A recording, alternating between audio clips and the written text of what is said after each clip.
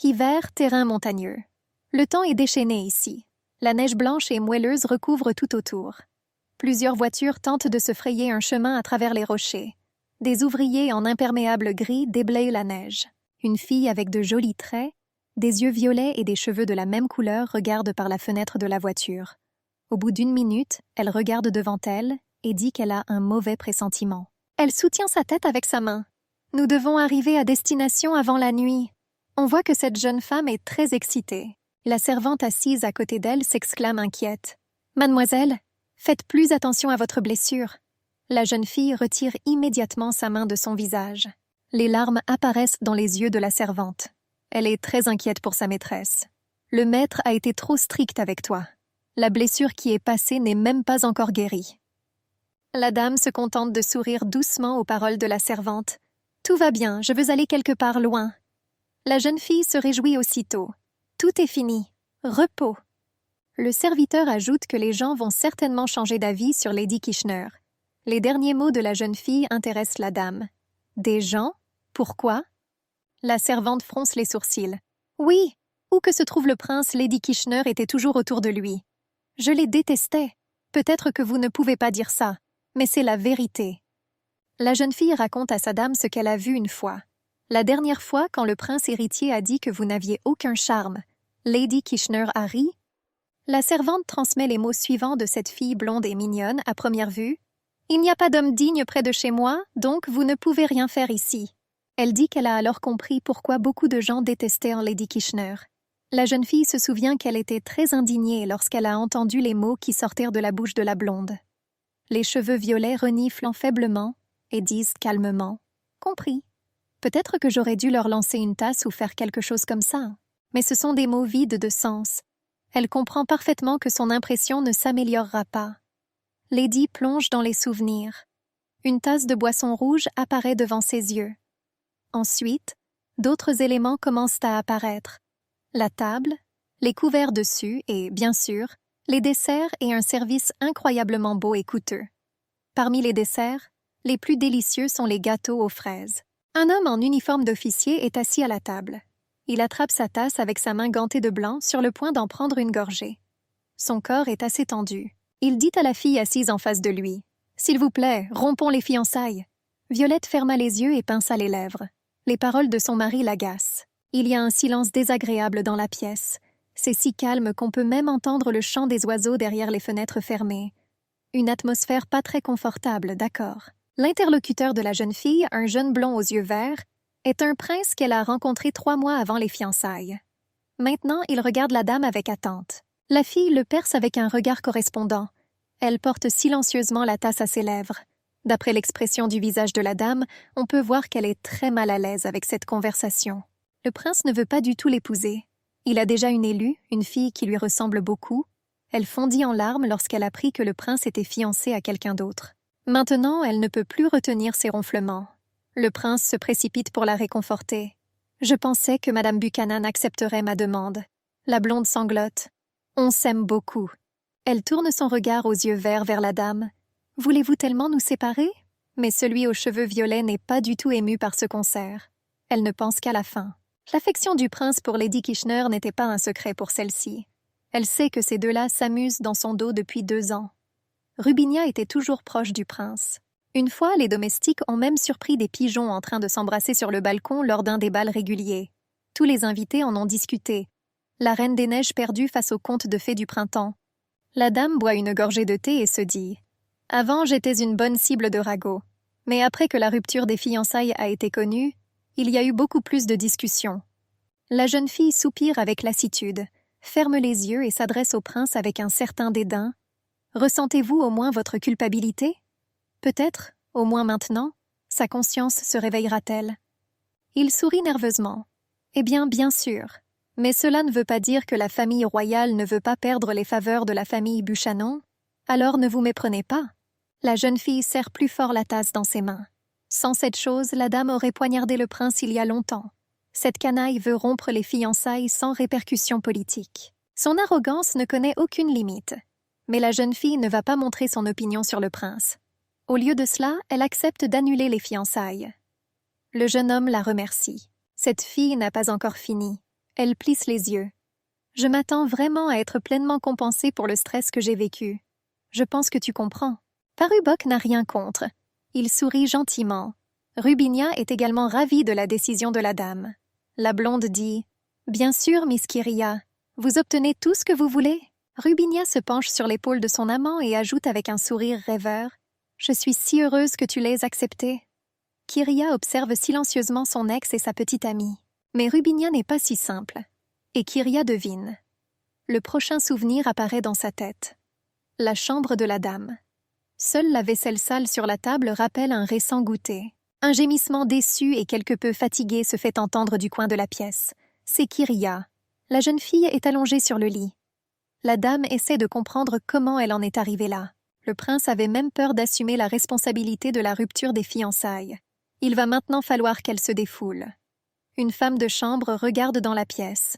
« Mademoiselle, ça va ?» La jeune fille se cache dans l'oreiller pour que la servante ne voie pas sa tristesse et sa déception dans ce monde. « Oui. » Mais la servante voit que la dame lui ment. La fille demande à Kiria. « Puis-je utiliser un sort et leur arracher les yeux ?» Kiria écarte l'oreiller. « Tout va bien. Tu peux me préparer du thé? J'ai mal à la tête. » La servante prend vie. « Je vais le faire maintenant, vous êtes un théier professionnel. » Elle court presque vers la table à thé. La fille fait tout vite, car elle ne veut pas faire attendre Kiria. Au bout de quelques minutes, tout est prêt. L'agréable odeur du thé flotte dans la pièce. Kiria sourit.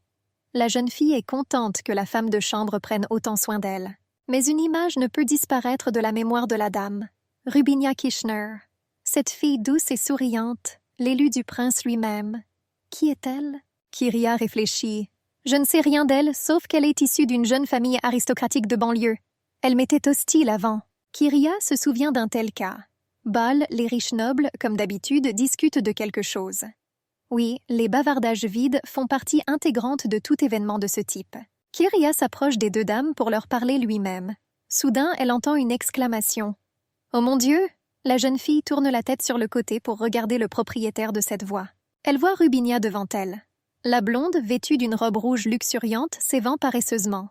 « Lady Buchan, je ne vois pas votre compagnon. Avec qui es-tu venue ?» La dame répond froidement que son père l'accompagne. La jeune fille était irritée par la question de Rubinia. Elle ne met constamment son nez dans rien de ses affaires. C'est très impoli. Mais Rubinia, semble-t-il, ne connaît pas suffisamment les règles d'un comportement décent. Elle sourit. « Je suis désolée. Le prince héritier a dit qu'il voulait venir avec moi. » Rubinia jette un coup d'œil au visage indifférent de Kiria et ajoute « Je ne pouvais pas lui refuser. » La blonde veut imperceptiblement mettre Kiria en colère, la sortir de son esprit. L'amie de Lady Buchan voit cela et décide d'aider les cheveux violets. « Lady Cassio, nous allions discuter de quelque chose. Pourriez-vous, s'il vous plaît, partir ?» Rubinia demande si elle peut se joindre à la discussion. L'amie de Kiria méprise la blonde. « Nous n'acceptons personne !» Rubinia fronça les sourcils. La fille n'aime pas le ton sur lequel on lui parle. Mais la mauvaise humeur de la blonde disparaît vite. Elle rit et dit que le prince héritier l'a appelée au belvédère. Elle doit donc y aller. La jeune fille tourne le dos aux demoiselles et se dirige vers la sortie en fredonnant une mélodie simple. L'amie de Kiria est indignée par le comportement de Rubinia. « Elle est folle! Comment oses-tu voler le fiancé de quelqu'un d'autre ?» La fille en robe verte ne comprend pas non plus. Kiria essaie de calmer son amie nerveuse. « Laran, ils peuvent t'entendre !» Mais la fille s'en fiche. « Eh bien, allez, qu'est-ce qui ne va pas chez moi ?» La dame à la robe verte renifle doucement. La reine ne pense pas à s'arrêter. Pour qui se prend-elle? Lady Cassio doit vous remercier. Kiria se contente de rire à ces mots. Elle est heureuse que la reine soit si protectrice envers elle. La jeune fille émerge des souvenirs du bal. Elle attend maintenant que le thé refroidisse un peu. Je suis sûre que Laran fera la danse du bœuf de la joie lorsqu'elle apprendra la rupture des fiançailles. Mais la jeune fille n'est pas sûre de Marie. La servante se tourne vers la dame. « Voudriez-vous écrire une lettre ?» Kiria se redresse immédiatement. « Bien sûr, tu devrais lui rendre visite si les fiançailles sont déjà terminées. » La servante donne à la jeune fille un morceau de papier et un stylo. Kiria dit qu'il devrait être plus prudent. Soudain, un bruit fort se fait entendre. La servante effrayée tourne la tête vers la porte. Un grand homme aux cheveux gris, vêtu d'un costume jaune et bleu, fait irruption dans la pièce. Il a l'air très en colère. « Kiri Buchan, viens me voir tout de suite. » Cet homme est le père de la jeune femme. La fille n'ose pas l'écouter, alors au bout d'un moment, elle se tient déjà à côté de son père. Kyria essaie de lui demander ce qui s'est passé, mais le mari ne la laisse pas dire un mot. Au lieu de cela, il s'en prend à sa fille. La jeune fille ouvre grand les yeux. Il semble que son père n'ait plus le contrôle. Dans la seconde qui suit, la main de l'homme tombe sur la joue de la demoiselle avec un son caractéristique. La jeune fille serre les dents de douleur, mais ne pleure pas. Après tout, elle savait que ce serait le cas. Kyria sourit et tient la joue blessée en disant « Alors, je suppose que la discussion sur l'indemnisation ne s'est pas très bien passée ?» L'homme serre les dents de rage et répond à la question de sa fille par un autre coup. Kyria plisse les yeux. La femme de chambre s'exclame avec inquiétude « Mademoiselle !» La jeune fille est très inquiète de l'agressivité de son mari. Elle va aider sa dame. Mais Kyria ne veut pas impliquer la servante dans tout ça. La jeune femme avance la main. « Ne dérangez pas. » Kyria se tourne vers son père. « Tu m'as frappé 2 fois. Comment vas-tu te rattraper ?» L'homme demande à sa fille comment elle a osé insulter le prince héritier. La fille répond « Ce n'est pas arrivé. » Une seconde plus tard, elle ajoute « Au moins il ne m'a pas giflé. » L'homme serre le poing et frappe Kyria pour la 3e fois. « Toi, comment tu me parles ?» Jusqu'à ce que l'homme frappe la fille.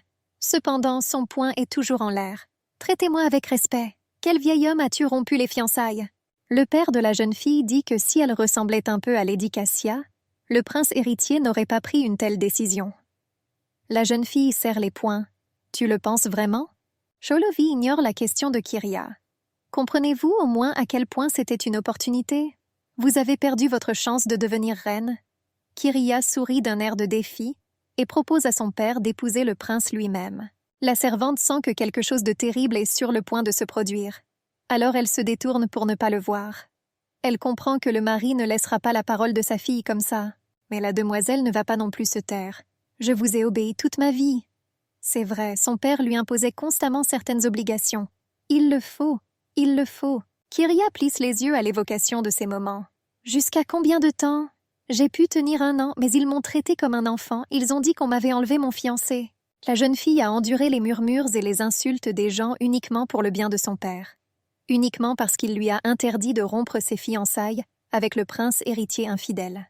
Mais le père de Kyria ne cesse de reprocher tout à sa fille. « C'est toi qui as permis qu'il soit amené. » La jeune fille ne se retient pas et crie « Ah, et toi, père ?» Kyria rappelle à son mari qu'il a divorcé de sa mère. Mais pourquoi a-t-il fait cela si tout était si bien pour lui? L'homme est encore plus en colère. La servante court vers Kyria. Elle se tient entre la jeune femme et l'homme en colère. « Vous ne pouvez pas, monseigneur !» Kyria crie. « Anne-Marie, ne t'en mêle pas !» Mais c'est trop tard. L'homme s'exclame. « Quel genre de vieil homme ?» La jeune fille explique. « Vous ne pouvez pas. Anne-Marie ne veut pas que vous frappiez Miss Billy. Mademoiselle n'est pas à blâmer. » La servante a très peur de prononcer ces mots, mais elle comprend qu'elle doit protéger sa maîtresse. Le père de Kyria attrape Anne-Marie par les cheveux. « Comment cette servante ose-t-elle » Kyria essaie d'arrêter l'homme. « Père !» C'est ce dont elle avait peur. qu'Anne-Marie tombera sous la main brûlante. Le mari se tourne vers sa fille. « Tu es en probation, Kiri Bouchan. Reste ici jusqu'à ce que je te laisse sortir. » La jeune fille se tait et regarde son père avec de la tristesse dans les yeux. L'homme lâche enfin la pauvre bonne et s'en va quitter la pièce. « Tu es aussi ingrate, Kiri, que ta mère. » On entend Anne-Marie sangloter. Le père de la fille dit au revoir à sa fille. « Pensez à l'argent de qui vous avez vécu tout ce temps. » La porte se ferme. Kyria essaie de chasser une telle tristesse intempestive. Et elle y parvient même un peu.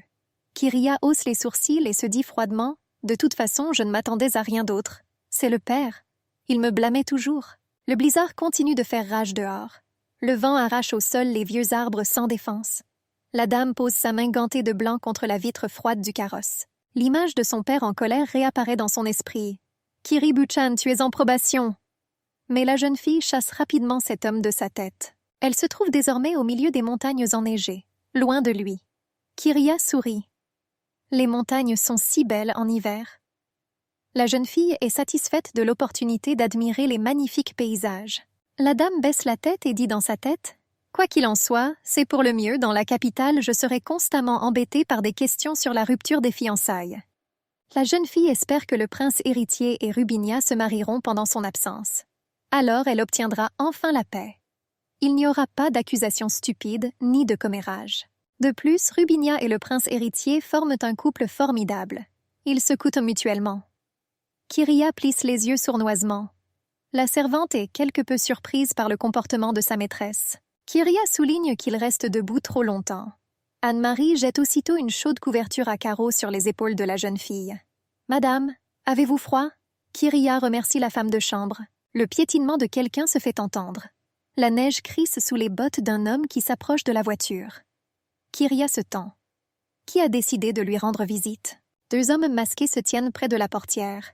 Le plus jeune d'entre eux, un jeune homme aux yeux bruns, aux cheveux noirs et aux beaux traits, s'adresse à Kyria. La jeune fille demande « Que s'est-il passé, Van ?» Le jeune homme dit qu'il est trop dangereux de continuer le voyage par un tel temps. Vous devez trouver un endroit où vous pourrez attendre la fin du blizzard. La jeune fille inspecte les environs. Au milieu d'une forêt de montagne, elle soupire. Pourtant, nous aurions dû rester dans le village par lequel nous sommes passés. Mon intuition ne m'a pas trahi. Tandis qu'il est désolé, mais vous ne pouvez rien faire. La jeune fille tourne son attention vers la personne qui se tient derrière le seigneur, un homme d'âge moyen vêtu d'un manteau beige. Il tremble violemment et son visage est d'une couleur rouge malsaine. L'homme a l'air d'être sur le point de mourir de froid. Kyria se souvient qu'il était censé accompagner l'équipage. Lord Van s'adresse à l'homme. « Si seulement vous pouviez écouter Lady Buchan. » Il essaie désespérément de dire quelque chose d'une voix tremblante. « Moi. Le Seigneur demande ce que l'homme veut. Et finalement il dit « Puis-je » Il s'arrête parce qu'il ne sait pas s'il sera autorisé à continuer. Anne-Marie, Van et Kyria tournent leur regard vers l'homme. Il dit incertain « Ça, ce n'est pas sur la carte, mais la petite ville de Gula est située à proximité. » Kyria demande avec intérêt. « Gula ?» Van fronça les sourcils. « Êtes-vous saint d'esprit? Emmener une dame dans une ville qui n'est même pas sur la carte ?» Le Seigneur tire une épée de ses aisselles. L'homme effrayé dit que c'est une ville fermée, on y est en sécurité. Il s'incline devant le Seigneur. « Je n'ai vraiment pas envie de mourir. S'il vous plaît, épargnez-moi. » Kyria remarque que les mains de l'étranger sont aussi rouges que son visage. « Il souffre d'hypothermie sévère, » dit mentalement la fille. « S'ils ne font rien, il mourra. » De plus, le blizzard s'intensifie. Kyria dit « D'accord, allons à Gula. » Lord Wan essaie d'argumenter. « Madame ?» Mais la jeune fille ne lui permet pas de poursuivre. « Si nous restons ici, nous allons mourir de froid. » Les branches d'épinette sont couvertes de neige. Kyria se tourne vers la servante. Une ville qui n'existe pas sur la carte. Elle n'est pas attirante, Anne-Marie? La femme de chambre dit avec enthousiasme qu'elle est intéressée. Le temps passe. Une calèche s'approche d'une statue représentant une femme avec un bébé dans les bras. Kyria note mentalement que cette route lui rappelle une impasse. Il semble à la fille qu'ils sont perdus. Anne-Marie regarde par la fenêtre. Est-ce la ville? Le guide s'approche de la femme de pierre et lui pose la main sur l'épaule. Kyria ne comprend pas pourquoi il fait ça. Soudain, une porte apparaît devant l'équipage. Cela ressemble vraiment à une ville cachée. Anne-Marie s'exclame joyeusement. « Waouh! Je vois un pont! » Kyria pense. Quel genre de magie peut cacher une ville entière? Diverses maisons commencent à apparaître sur le terrain vague. Kyria est encore plus surprise. Comment? La ville n'est pas indiquée sur la carte, n'est-ce pas? La porte s'ouvre. La calèche entre dans la ville. Les roues en bois grincent bruyamment. La calèche passe devant une statue représentant une femme avec un enfant dans les bras. Ça commence à craquer. Il semble que la ville soit à nouveau cachée des regards indiscrets. Kyria et Anne-Marie aperçoivent un jeune cerf parmi les arbres, essayant de trouver au moins un brin d'herbe sous une épaisse couche de neige. Il renifle, mais malheureusement, l'hiver ne lui laisse aucune nourriture. Le cerf entend le bruit de la neige. L'animal lève la tête et voit des chevaux, des gens et une calèche. Le cerf commence à courir vers la forêt, loin des invités de la ville. Pendant ce temps, dans une autre ville, lac aux eaux cristallines, un grand bateau en bois y navigue. L'eau le secoue doucement. On a l'impression qu'il cherche à calmer ce navire. Rubinia est assise dans le bateau. La jeune fille est vêtue d'une robe jaune et d'un chapeau de la même couleur, orné d'un ruban rouge. Les cheveux de la dame sont rassemblés dans une coiffure simple mais élégante. En face de Rubinius est assis le prince héritier. Soudain, la jeune fille remarque quelque chose d'étrange au loin. Elle tient l'éventail contre sa poitrine et demande « Quoi? Qu'est-ce que c'était ?» Quelque chose brille dans l'eau. Le prince héritier dit « De quoi parlez-vous, Ruby ?» La fille sourit gentiment. « Je suppose que je le pensais. Le lac est tellement beau. » Le prince héritier complimente sa bien-aimée. Ce lac est considéré comme le plus beau du royaume, mais même il n'est pas comparable à votre beauté. Rubinia mélange. La jeune fille demande quand leurs fiançailles seront annoncées. Le prince héritier prend les mains de sa bien-aimée dans les siennes. Je dois d'abord obtenir la bénédiction de Sa Majesté. Le garçon porte la main fragile de Rubinia à ses lèvres. Même si Sa Majesté n'autorise pas nos fiançailles, le prince s'arrête un instant. Finalement, elle décide de ne pas montrer son mécontentement au prince. La jeune fille sourit. « Je suis si heureuse. Mon cœur n'appartient qu'à toi. » Quelques flocons de neige tombent sur les mains du prince et de la demoiselle. Le gars relève la tête. « De la neige ? C'est comme si le ciel lui-même nous accueillait et nous bénissait. » Rubinia est d'accord avec son amant. Revenons à Kyria. Une grande maison faite de béton et de bois sombre. À travers les petites fenêtres, on entend le hurlement d'un blizzard impitoyable, qui ne va pas s'apaiser. Quelqu'un ouvre la porte d'une des chambres. C'est Kyria. La dame vient de sortir du bain. Après une douche chaude, je me sens vraiment vivante. Ce n'est pas si mal ici. La jeune fille tourne son regard vers la fenêtre. Un blizzard est rare ici. Kyria ouvre grand les yeux. Elle aime beaucoup le paysage de cette petite ville mystérieuse. Franchement, la jeune fille ne comprend pas du tout pourquoi un endroit aussi merveilleux est caché. C'est très agréable et propre. Et les maisons sont un conte de fées en général. Grand et en même temps confortable. La jeune fille demande à Anne-Marie ce qu'elle pense de Gula. La femme de chambre regarde silencieusement par la fenêtre. Elle n'est pas pressée de répondre à sa maîtresse. Étonnamment, cela ne lui ressemble pas du tout. La dame se tourne à nouveau vers Anne-Marie. Le même silence, Kyria demande « Quelque chose d'intéressant là-bas. Il est probable que la femme de chambre ait vu quelque chose d'inhabituel pour elle. » Anne-Marie se tourne enfin vers sa maîtresse. À ses yeux effrayés, Kyria peut dire que ses hypothèses étaient fausses. La servante dit doucement « Madame ». Kyria demande ce qui s'est passé. Anne-Marie croise les bras sur sa poitrine. « Mademoiselle, Anne-Marie, ayez peur. Tout près. Ça fait peur. Quelque chose qui fait peur est près de nous, madame. » Anne-Marie a peur. Kyria est surprise. « Hein? Dans un sens? De quoi as-tu peur ?» La servante dit que quelque chose de terrible sommeille quelque part ici et attend le moment d'attaquer. Anne-Marie sait, convainc la fille. Elle dit que la dame doit quitter cet endroit immédiatement. Kyria ne comprend pas vraiment ce qui se passe. Elle n'avait jamais vu Anne-Marie aussi effrayée. C'est peut-être juste le stress d'un long trajet en voiture. La dame tente de calmer la servante. « Ah, ne vous inquiétez pas, j'y vais dès que le blizzard sera passé. » Après quelques secondes, la jeune fille dit qu'elle va préparer son thé préféré pour la dame. Kyria est choquée par un changement si soudain dans l'humeur d'Anne-Marie. Quelque chose cloche ici. La femme de chambre entre dans la pièce voisine et s'arrête près de la fenêtre. Sans se retourner vers lui, elle dit « Anne-Marie vous protégera, madame. » La jeune fille s'approche de la porte et serre le poing. « Je vais certainement te protéger. » Anne-Marie regarde dans la chambre de Kyria et dit qu'elle fait bouillir de l'eau. Kyria regarde la servante, ou plutôt l'endroit où elle se tenait il y a quelques secondes. « Pour l'amour de tout ce qui est saint, » dit la dame dans sa tête. « Que se passe-t-il ici ?» La jeune fille tourne son regard vers la fenêtre. Qu'est-ce qui lui a fait si peur? Pour l'instant, c'est un mystère pour Kyria. Peut-être qu'elle le résoudra très bientôt. Peut-être pas. Qui sait? La dame ne peut quitter la fenêtre des yeux. Qu'est-ce qu'il y a? Elle se demande ce qui se cache dans cette ville cachée. De quoi Anne-Marie, toujours courageuse, a-t-elle si peur? Kyria essaie de se concentrer pour remarquer quelque chose d'inhabituel dans la fenêtre. Mais elle ne voit rien d'anormal. Juste des maisons. D'un autre côté, une femme de chambre n'agirait pas ainsi sans raison. La jeune fille se rapproche de la fenêtre et touche la vitre avec ses mains. Et encore une fois, elle ne remarque rien de tel. Une simple place de ville. Il y en a des centaines dans le royaume, voire plus. Kyria soupire d'exaspération. Tout ce que je vois, c'est de la neige.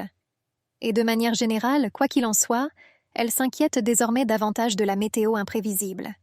C'est une véritable source d'inquiétude. Mais soudain, la jeune fille se souvient de quelque chose. Les guides étaient pressés d'arriver à l'hôtel. L'homme que Lord Wang avait failli exécuter a crié « Ici! Voici un hôtel! Allez plus vite !» La jeune fille tourne le dos à la fenêtre et croise les bras sur sa poitrine. « Je pensais que c'était à cause du temps, donc je n'ai pas fait attention. Qu'est-ce qui se cache là-bas ?» Kyria ouvre la porte. Ils ont dit qu'ils seraient au premier étage s'ils avaient besoin de quelque chose. Je dois le découvrir. Tu ne peux pas rester assis comme ça. La jeune fille quitte la pièce. Il y a un bruit fort comme une explosion venant de la rue. Une lumière vive, pourrait-on même dire éblouissante, pénètre par les fenêtres de l'hôtel. Un nuage noir apparaît dans la rue. Elle passe devant les maisons et s'arrête sur le toit de l'une d'elles. Un instant, le nuage prend la silhouette d'un homme. Il est assez grand et élancé, portant une cape. Il a une longue canne à la main. Il est impossible de distinguer les traits de son visage. Il est tissé des ténèbres. Kyria touche la balustrade en bois avec sa main. Elle avait presque atteint le premier étage. Soudain, la jeune fille se fige sur place. Elle entend quelqu'un parler. « Tu es fou ?» Il y a 2 hommes debout au premier étage. Le conducteur est probablement le propriétaire de l'hôtel. Le guide s'excuse.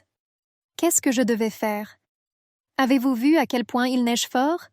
Ils ne le sauront pas, mais le propriétaire de l'hôtel est toujours mécontent. Il estime qu'amener des étrangers dans la ville est irresponsable. Pourtant, ce n'est pas une blague. Beaucoup de gens peuvent être blessés. » Le guide dit d'un ton cinglant. « Vous voulez dire que nous avons dû mourir de froid là-bas? » L'hôtelier croise les bras sur sa poitrine. S'il se réveille. Mais l'homme n'a pas le temps de se mettre d'accord. Il est interrompu par Kyria qui gravit les dernières marches. Qu'est-ce qui va se réveiller? La jeune fille est déterminée à découvrir ce qui se passe ici. Les hommes tournent immédiatement la tête en direction de la jeune femme. Le conducteur essaie de la distraire. « Oh, madame, mais Kyria n'est pas si simple. Qu'est-ce qui va se réveiller? » Le conducteur fait une nouvelle tentative pour sortir. « Ah, ah, ah, rien, n'ont pas besoin. » Le propriétaire de l'hôtel reste silencieux, mais force est de constater qu'il est tendu. Kyria fronça les sourcils. « Vous osez tromper la fille de la famille Bushan? Que cache cette ville? Que caches-tu? Je dois me renseigner, et je le découvrirai, croyez-moi. » Le guide baisse la tête. « Je ne peux pas dire. » Kyria dit. « Si tu ne me le dis pas, j'en parlerai à mon père. Pouvez-vous deviner ce qui va vous arriver? » L'homme dit qu'il se tait pour le bien de Kyria elle-même. La jeune fille agite son châle. « Je ne veux pas rester dans un endroit douteux. J'ai besoin de savoir de quoi tu as peur pour pouvoir faire attention. » Le guide répond maladroitement. « Même si vous le dites. Pour être honnête, nous n'en sommes pas sûrs. » Le propriétaire de l'hôtel donne une tape sur l'épaule du guide. « Hé !»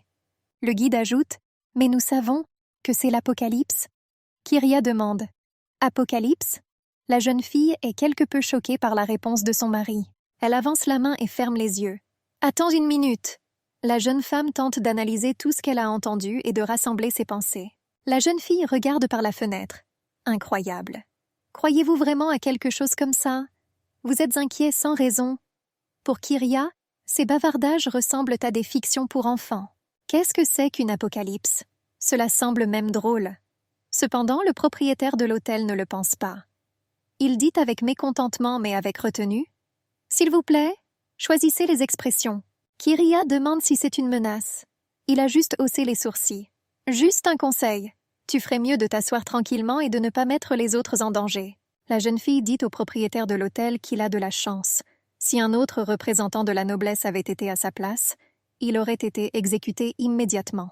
Le propriétaire tente de se corriger. « L'apocalypse n'est pas si simple, c'est ce que je voulais dire. » La fille l'arrête. « D'accord, d'accord. Si vous parlez de la fin du monde, je peux le gérer. » Kyria dit que tous les enfants du pays ont lu ces contes de fées. Le propriétaire de l'hôtel assène un regard colérique à la jeune femme. Le pauvre conducteur est déchiré entre lui et Kyria. Finalement, il choisit une fille. L'homme, tremblant de peur, dit « Mes excuses, les étrangers se méfient dans cette ville. » La jeune fille répond froidement « Je m'en fiche, je quitterai cette ville désagréable dès la fin du blizzard. C'est la seule raison pour laquelle je suis ici. » Le propriétaire de l'hôtel dit « Ça ne finira jamais. » La fille est choquée. « Quoi ?» Cette ville la surprend de plus en plus, ainsi que ses habitants. Chambre d'hôtel de dame. Quelqu'un frappe à la vieille porte en bois. Un instant plus tard, Anne-Marie fait irruption dans la pièce. Kyria tourne immédiatement la tête vers la servante et se fige sur place. Les cheveux roux de la jeune fille sont ébouriffés, ses joues sont rouges et ses yeux, les yeux d'Anne-Marie sont vides. Kyria s'exclame « Une Marie !» Mais la jeune fille ne répond rien. Elle tombe au sol. Un certain temps passe. Anne-Marie ouvre enfin les yeux. La première chose qu'elle voit est un lustre géant de style médiéval. La femme de chambre essaie de demander où elle est. Kyria, qui est assise près du lit, Anne-Marie l'interrompt immédiatement. « Pour le bien de tous les saints, où t'es-tu transportée dans un tel froid? Tu as dit que tu allais faire du thé. » Anne-Marie saisit la couverture avec ses doigts fins et s'excuse. « Je suis allée vérifier, madame. » Il semble que la jeune fille parle de l'Apocalypse. On voit que la moindre évocation effraie Anne-Marie. Ses mains commencent à trembler. La servante instruit Kyria. « Si ça te parle, ne réponds pas. Kyria, sur un ton comme si tout cela n'était qu'une sorte d'illusion, demande « Quoi ?» Anne-Marie poursuit « Ne laissez pas les fenêtres ouvertes et taisez-vous, ne sortez pas. » Kyria comprend qu'Anne-Marie n'est pas délirante, mais plutôt sérieuse. La jeune femme promet à la jeune fille qu'elle ne sortira pas de là, afin qu'aucun désastre ne se produise. Anne-Marie soupire de soulagement et ferme les yeux. La servante s'endort avec le sentiment du devoir accompli. Elle a fait tout ce qu'elle pouvait pour assurer la sécurité de sa chère dame. Kyria tourne son regard vers les 2 jolies bougies sur le buffet et réfléchit aux paroles de la servante. Si Anne-Marie sentait que quelque chose n'allait pas, c'est magique à 100%. La jeune fille s'approche de la table près de la fenêtre et s'assoit sur une chaise. Elle constate mentalement que tout cela est très étrange. Que s'est-il réellement passé dans la ville? À première vue, il n'y a rien d'inhabituel ici. Cependant, le sentiment que Gula est éteint ne quitte pas Kirio. Pendant tout le temps où elle était ici, elle n'a vu personne. La jeune fille regarde le rebord de fenêtre gelé de la maison d'en face.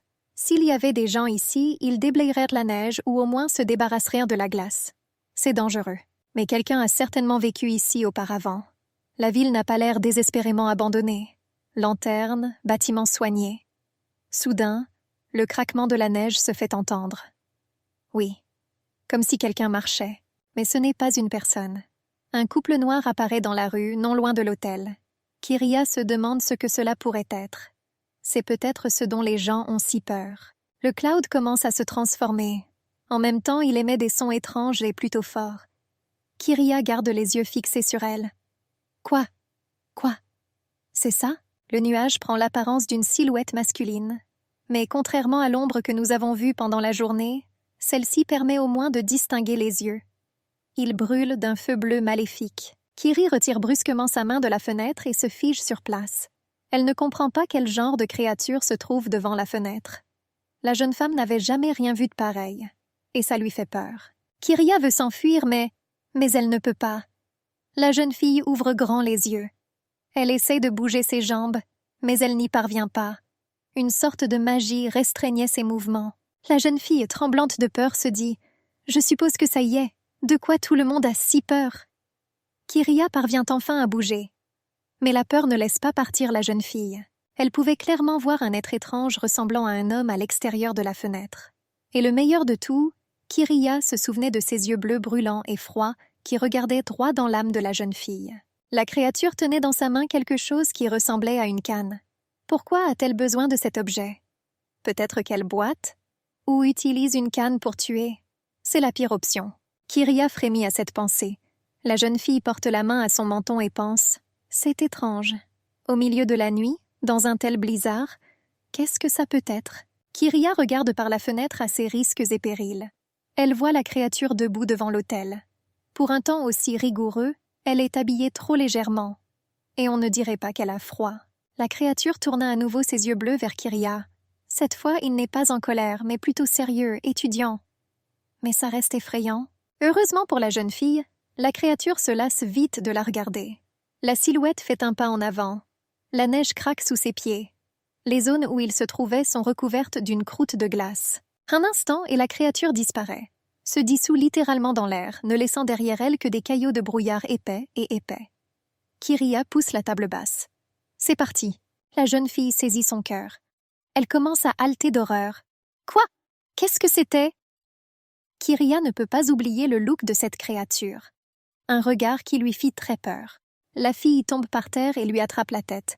Quoi, papa, enlève-le! Kyria tourne son regard vers la fenêtre. Au moment où nos regards se sont croisés, j'ai arrêté de respirer. Finalement, Kyria est un peu éloignée de ce qui s'est passé. La jeune fille se lève lentement. Le vieux parquet craque sous son poids. C'est l'aube dehors. Kyria regarde la rue. Comme prévu, il n'y a personne maintenant. Mais c'était... On ne savait pas quoi. La curiosité naturelle ne donne pas la paix à la fille. Le temps passe. Le soleil fait briller ses rayons chauds et dorés sur une jolie plante verte sur le rebord de la fenêtre de la chambre de la jeune femme. C'est une image plutôt esthétique. Kyria, qui vient de s'endormir, ouvre les yeux. Cette action élémentaire est très difficile pour elle. La fille dit doucement « Hein? J'ai besoin d'aller chercher de l'eau ?» Mais la femme de chambre ne répond pas à la voix de l'hôtesse. Kyria s'assoit sur le lit et regarde autour de lui. Étonnamment, Anne-Marie est introuvable. On dirait qu'elle est allée quelque part. Kyria se lève lentement du lit et se force à le rentrer, un peu en colère contre Anne-Marie. Où est-elle allée? Je ne me sens pas bien depuis mon arrivée ici. Cela est dû à des troubles du sommeil. Mais la jeune fille n'y peut rien, elle ne peut pas dormir ici. La dame s'approche de la table à thé et se sert une tasse de sa boisson préférée. Kyria porte la tasse à ses lèvres et bâille. Mais malgré tous les ennuis, aujourd'hui je me suis endormie si facilement. Grand-père sait ce qui se passe ici. La jeune fille prend une gorgée de thé, ce qui la fait enfin se réveiller.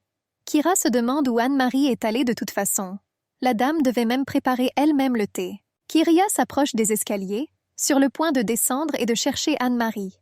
La jeune fille devine où elle aurait pu aller. Peut-être qu'elle est encore partie en reconnaissance pendant que je dormais.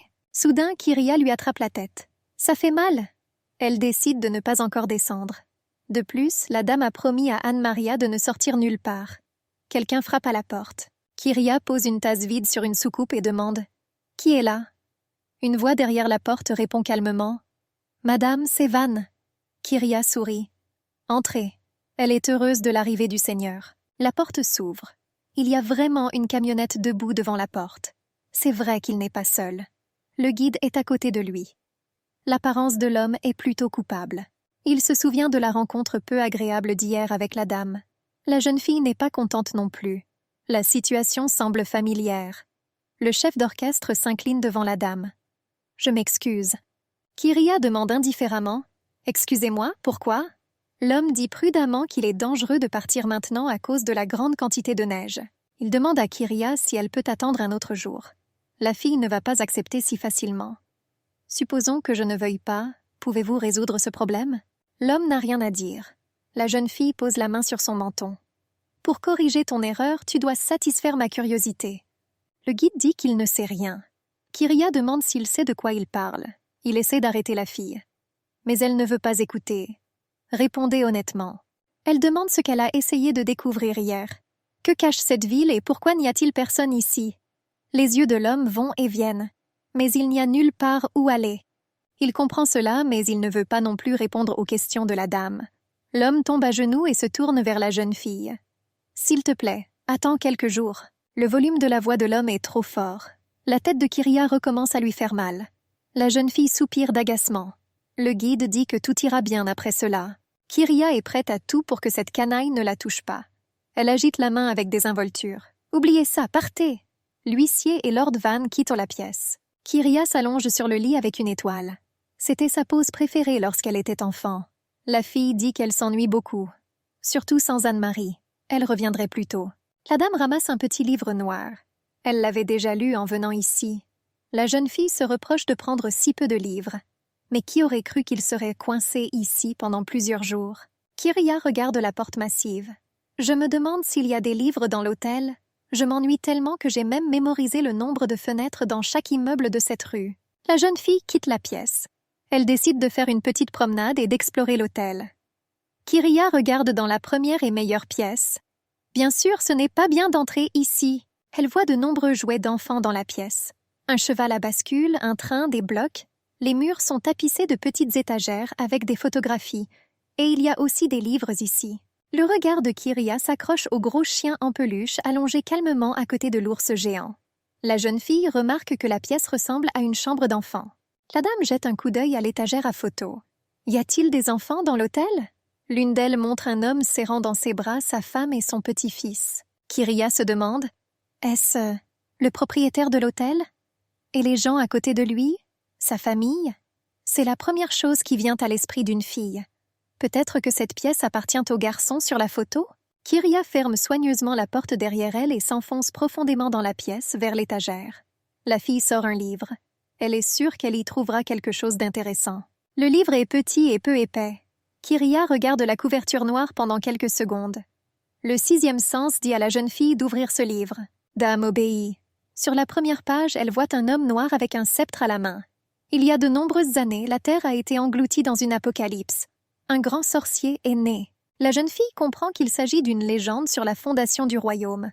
Kyria apprécie. Cela fait si longtemps que je n'ai pas lu de contes de fées pour enfants. Soudain, la jeune fille entend la voix de quelqu'un. Qu'as-tu oublié ici? Effrayée, Kyria tourne la tête sur le côté et voit le propriétaire de l'hôtel. Il ne détourne pas d'elle son regard furieux. En principe, il y a une raison.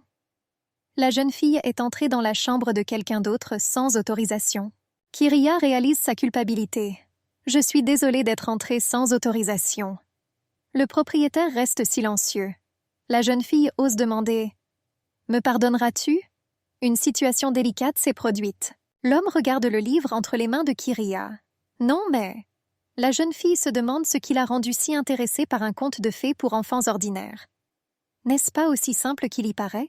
Au cas où Kyria décide de remettre le livre à sa place. L'homme serre les poings. L'Apocalypse dort sur cette terre, vous ne pouvez pas la réveiller. C'est pourquoi la ville est cachée. La jeune fille reprend le même livre et l'ouvre. Elle lit rapidement quelques lignes et demande au propriétaire. Est-ce que ce terrain s'appelle Goula? La seconde est une autre question. L'Apocalypse dort vraiment dans cette ville. L'homme répond d'un air maussade. Je ne sais pas exactement. Nous avons grandi avec cette histoire. Le propriétaire ajoute que l'histoire d'Apocalypse dormant dans la ville existe depuis l'époque de son grand-père, voire même avant. Kyria demande « N'est-ce pas juste un conte de fées ?» De nombreux scientifiques prouvent que l'Apocalypse n'est qu'un mythe. L'homme sourit tristement. « Ah, nous vivons avec ça, mais personne ne sait ce que c'est. Cette ville a été créée pour lui. » L'homme regarde la photo où le père tient dans ses bras son fils souriant. Nous continuons les enseignements de nos ancêtres. L'Apocalypse dort sur ces terres. Vous ne pouvez pas le réveiller, vous ne pouvez pas sortir. La jeune fille demande ce qui se passera si quelqu'un enfreint ces règles. Le propriétaire dit « Nous ne savons pas, les gens disparaissent. » Kyria regarde également la photo d'un homme et d'un garçon. Sont-ils partis? La jeune fille plisse les yeux. Sa tête est pleine de bouillie en ce moment. Elle ne comprenait toujours pas ce qui se passait. Kyria se tourne vers la porte. « Je vais retourner dans ma chambre. » Le propriétaire dit qu'il le dirige. C'est comme être poli.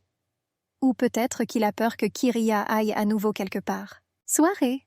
Chambre de fille. La tête de la jeune femme tourne autour des souvenirs des derniers jours. Le guide effrayé, la propriétaire sombre de l'hôtel, Anne-Marie choquée. Et l'essentiel est le regard perçant des yeux bleus. Apparemment, c'est précisément cette répétition qui terrorise toute la ville, et les gens ont peur. Selon eux, il ne faut pas y toucher. Kyria pense au livre qu'elle a lu aujourd'hui dans la chambre de quelqu'un d'autre. Je pensais que c'était un mythe sur la naissance d'un pays. S'agit-il de l'Apocalypse? Cela ne peut pas être vrai. Un bruit fort se fait entendre. La dame frémit. Qui est-ce? Van? Elle espère que c'est le Seigneur ou un proche. Par exemple, Anne-Marie. Mais l'hypothèse de la jeune fille s'avère fausse. Elle comprend que le bruit vient de la rue. La dame tourne son regard vers la fenêtre et sursaute de surprise.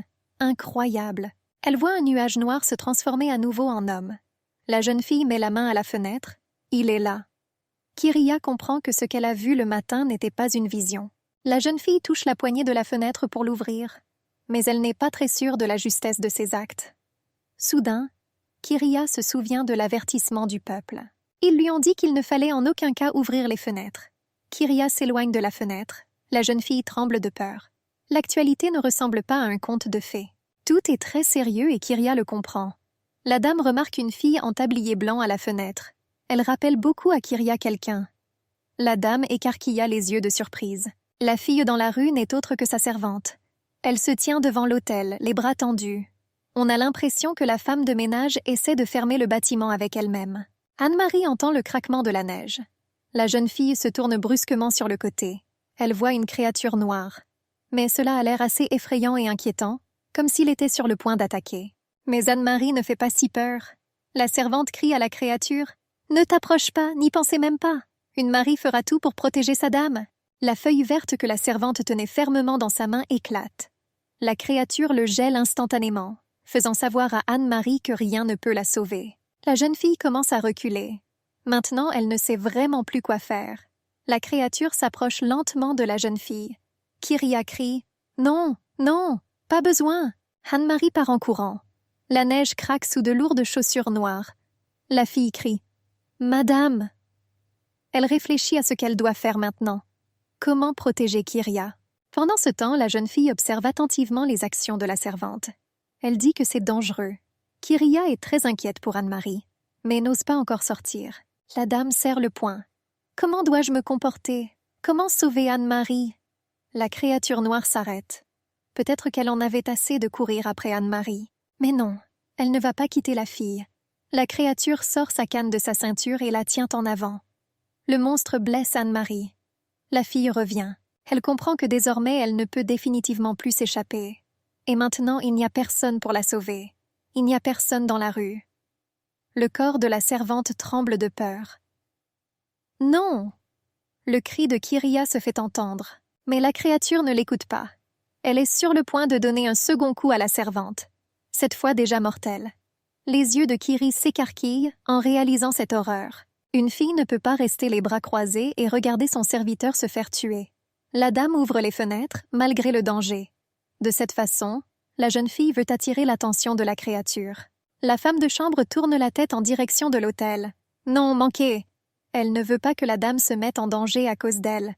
Bien sûr, c'est très touchant, mais pas intelligent. Mais Kyria ne va pas reculer.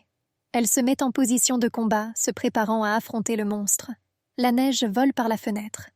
La jeune fille frissonne de froid. Un étrange éclat apparaît dans le verre. La jeune fille se rend compte qu'elle ne peut plus respirer. Cela était déjà arrivé à la dame la nuit dernière, lorsque cette créature avait failli la rattraper. Une silhouette d'homme apparaît dans la pièce. Kyria prend du recul. La jeune fille examine la créature, essayant de déterminer quoi faire ensuite. Attaquer, courir, ou simplement rester immobile. Mais il semble que l'homme ne va pas attaquer. La noirceur quitte son corps. Vous pouvez désormais distinguer les traits du visage de ce mystérieux inconnu. Nez fin, cheveux indisciplinés. Il salue Kyria. Des sueurs froides coulent sur le visage de la jeune fille. Elle regarde son mari dans les yeux bleus profonds et froids. La fille les a vus hier soir. Un médaillon bleu est sur le cou de l'homme. L'étranger voit la confusion de Kyria. « Hé !» La jeune fille serre sa robe.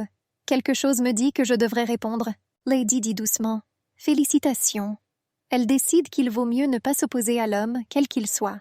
Il est nécessaire de se comporter avec prudence et politesse. L'inconnu sourit. « Êtes-vous un aristocrate ?» La jeune fille fait la révérence comme il sied aux personnes de son statut. « Je suis Kyria, monsieur, fille du comte de Buchan. » L'homme penche la tête d'un côté. Il fut intrigué par les paroles de la dame. « Earl Buchan ?» Pour autant que je sache, Buchan est un duc, pas un comte. Il le dit très gentiment. La jeune fille ouvre grand les yeux. Pourquoi cet homme étrange appelle-t-il son père Duke? Tout cela soulève de nombreuses questions auxquelles personne n'a encore répondu. La dame dit timidement que le pont du roi Balbri Orewin a changé le statut de leur famille. Qui est-il? Kyria se demande. Pourquoi parle-t-il de ce qui s'est passé il y a si longtemps? L'étranger saisit le manche de sa belle canne. Intéressant. La jeune fille continue de se poser des questions. C'est un aristocrate, mais il ne connaissait pas notre origine. L'homme demande à la jeune fille de s'asseoir. Je n'aime pas baisser les yeux. Kyria s'affale immédiatement sur une chaise. Un inconnu prend place en face d'elle. Il plisse les yeux. Écoute, je me demandais ce que l'animal de la forêt essayait de cacher. La jeune fille regarde l'inconnu avec surprise. Un animal de la forêt? Est-ce qu'il parle d'Anne-Marie? La dame dit. Bien sûr. Excusez-moi, quelqu'un peut-il aider Anne-Marie? Il est très facile d'attraper froid par ce temps. Je ne voudrais pas qu'elle tombe malade. L'homme remarque que les manières de Kyrie sont pires qu'il ne le pensait. La fille fronce les sourcils. S'il vous plaît. L'étranger se renverse dans le fauteuil. Il claque des doigts. Un son semblable à un applaudissement se fait entendre. La dame tourne la tête sur le côté, essayant de comprendre ce que l'homme a fait exactement. Mais elle ne voit rien. Le craquement des vieux escaliers en bois indique que quelque chose s'est passé. L'inconnu raconte qu'il a transporté Anne-Marie de la rue jusqu'au premier étage. Il demande à Kyria « Pouvons-nous continuer notre conversation ?» La jeune fille, choquée, dit « De quoi veux-tu me parler ?» Cet homme la surprend de plus en plus. Kyria regarde par la fenêtre.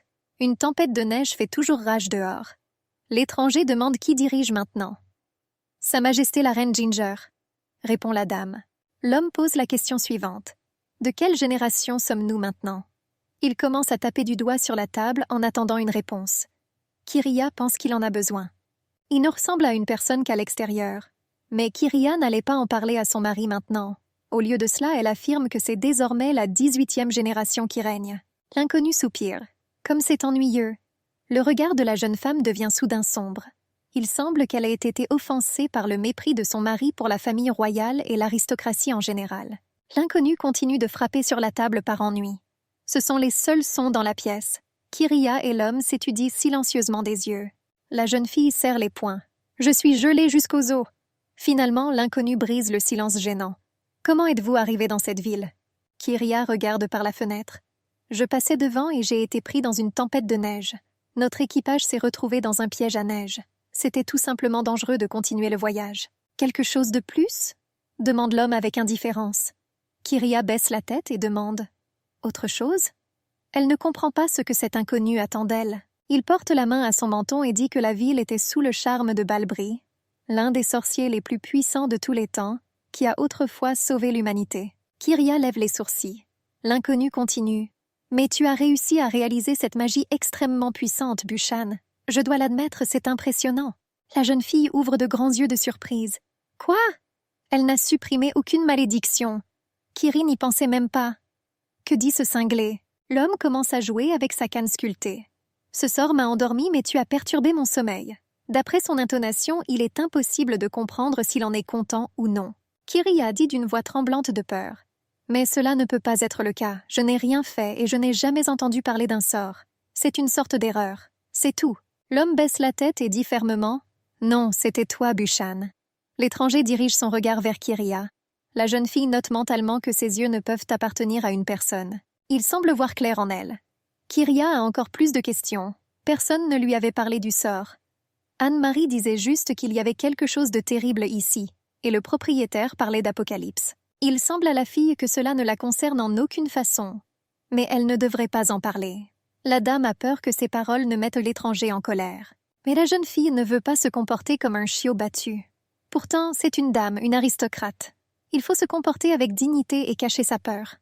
Kyria sourit. Matin. On entend les oiseaux chanter. La neige a disparu comme par magie des rebords des fenêtres. Les fleurs éclosent dans les vases. Derrière les nuages, pour la première fois depuis plusieurs jours, un soleil amical est apparu. Les arbres revêtent leurs vêtements verts. La ville a changé du jour au lendemain. Maintenant, il n'y a plus de froid ici. Il n'y a plus de mystère ni d'oppression. Apparemment, les gens vont bientôt quitter leur domicile. Une femme regarde par la fenêtre d'une des maisons. Elle est surprise par ce qu'elle a vu. Oh mon Dieu! Une femme court dehors et demande à un homme où est passée la neige. Un passant la salue. La femme se souvient immédiatement des règles de l'étiquette. « Félicitations! Je ne suis pas sortie depuis si longtemps. Et que s'est-il passé cette nuit-là » L'homme dit qu'il ne sait pas. Il sourit. Peut-être que les esprits ont eu pitié de nous? Il ne trouve pas d'autre explication à ce changement étrange et soudain de temps. Mais l'homme, comme les autres citadins, se réjouit de l'arrivée du printemps. Pendant ce temps, il y a du brouhaha devant l'hôtel.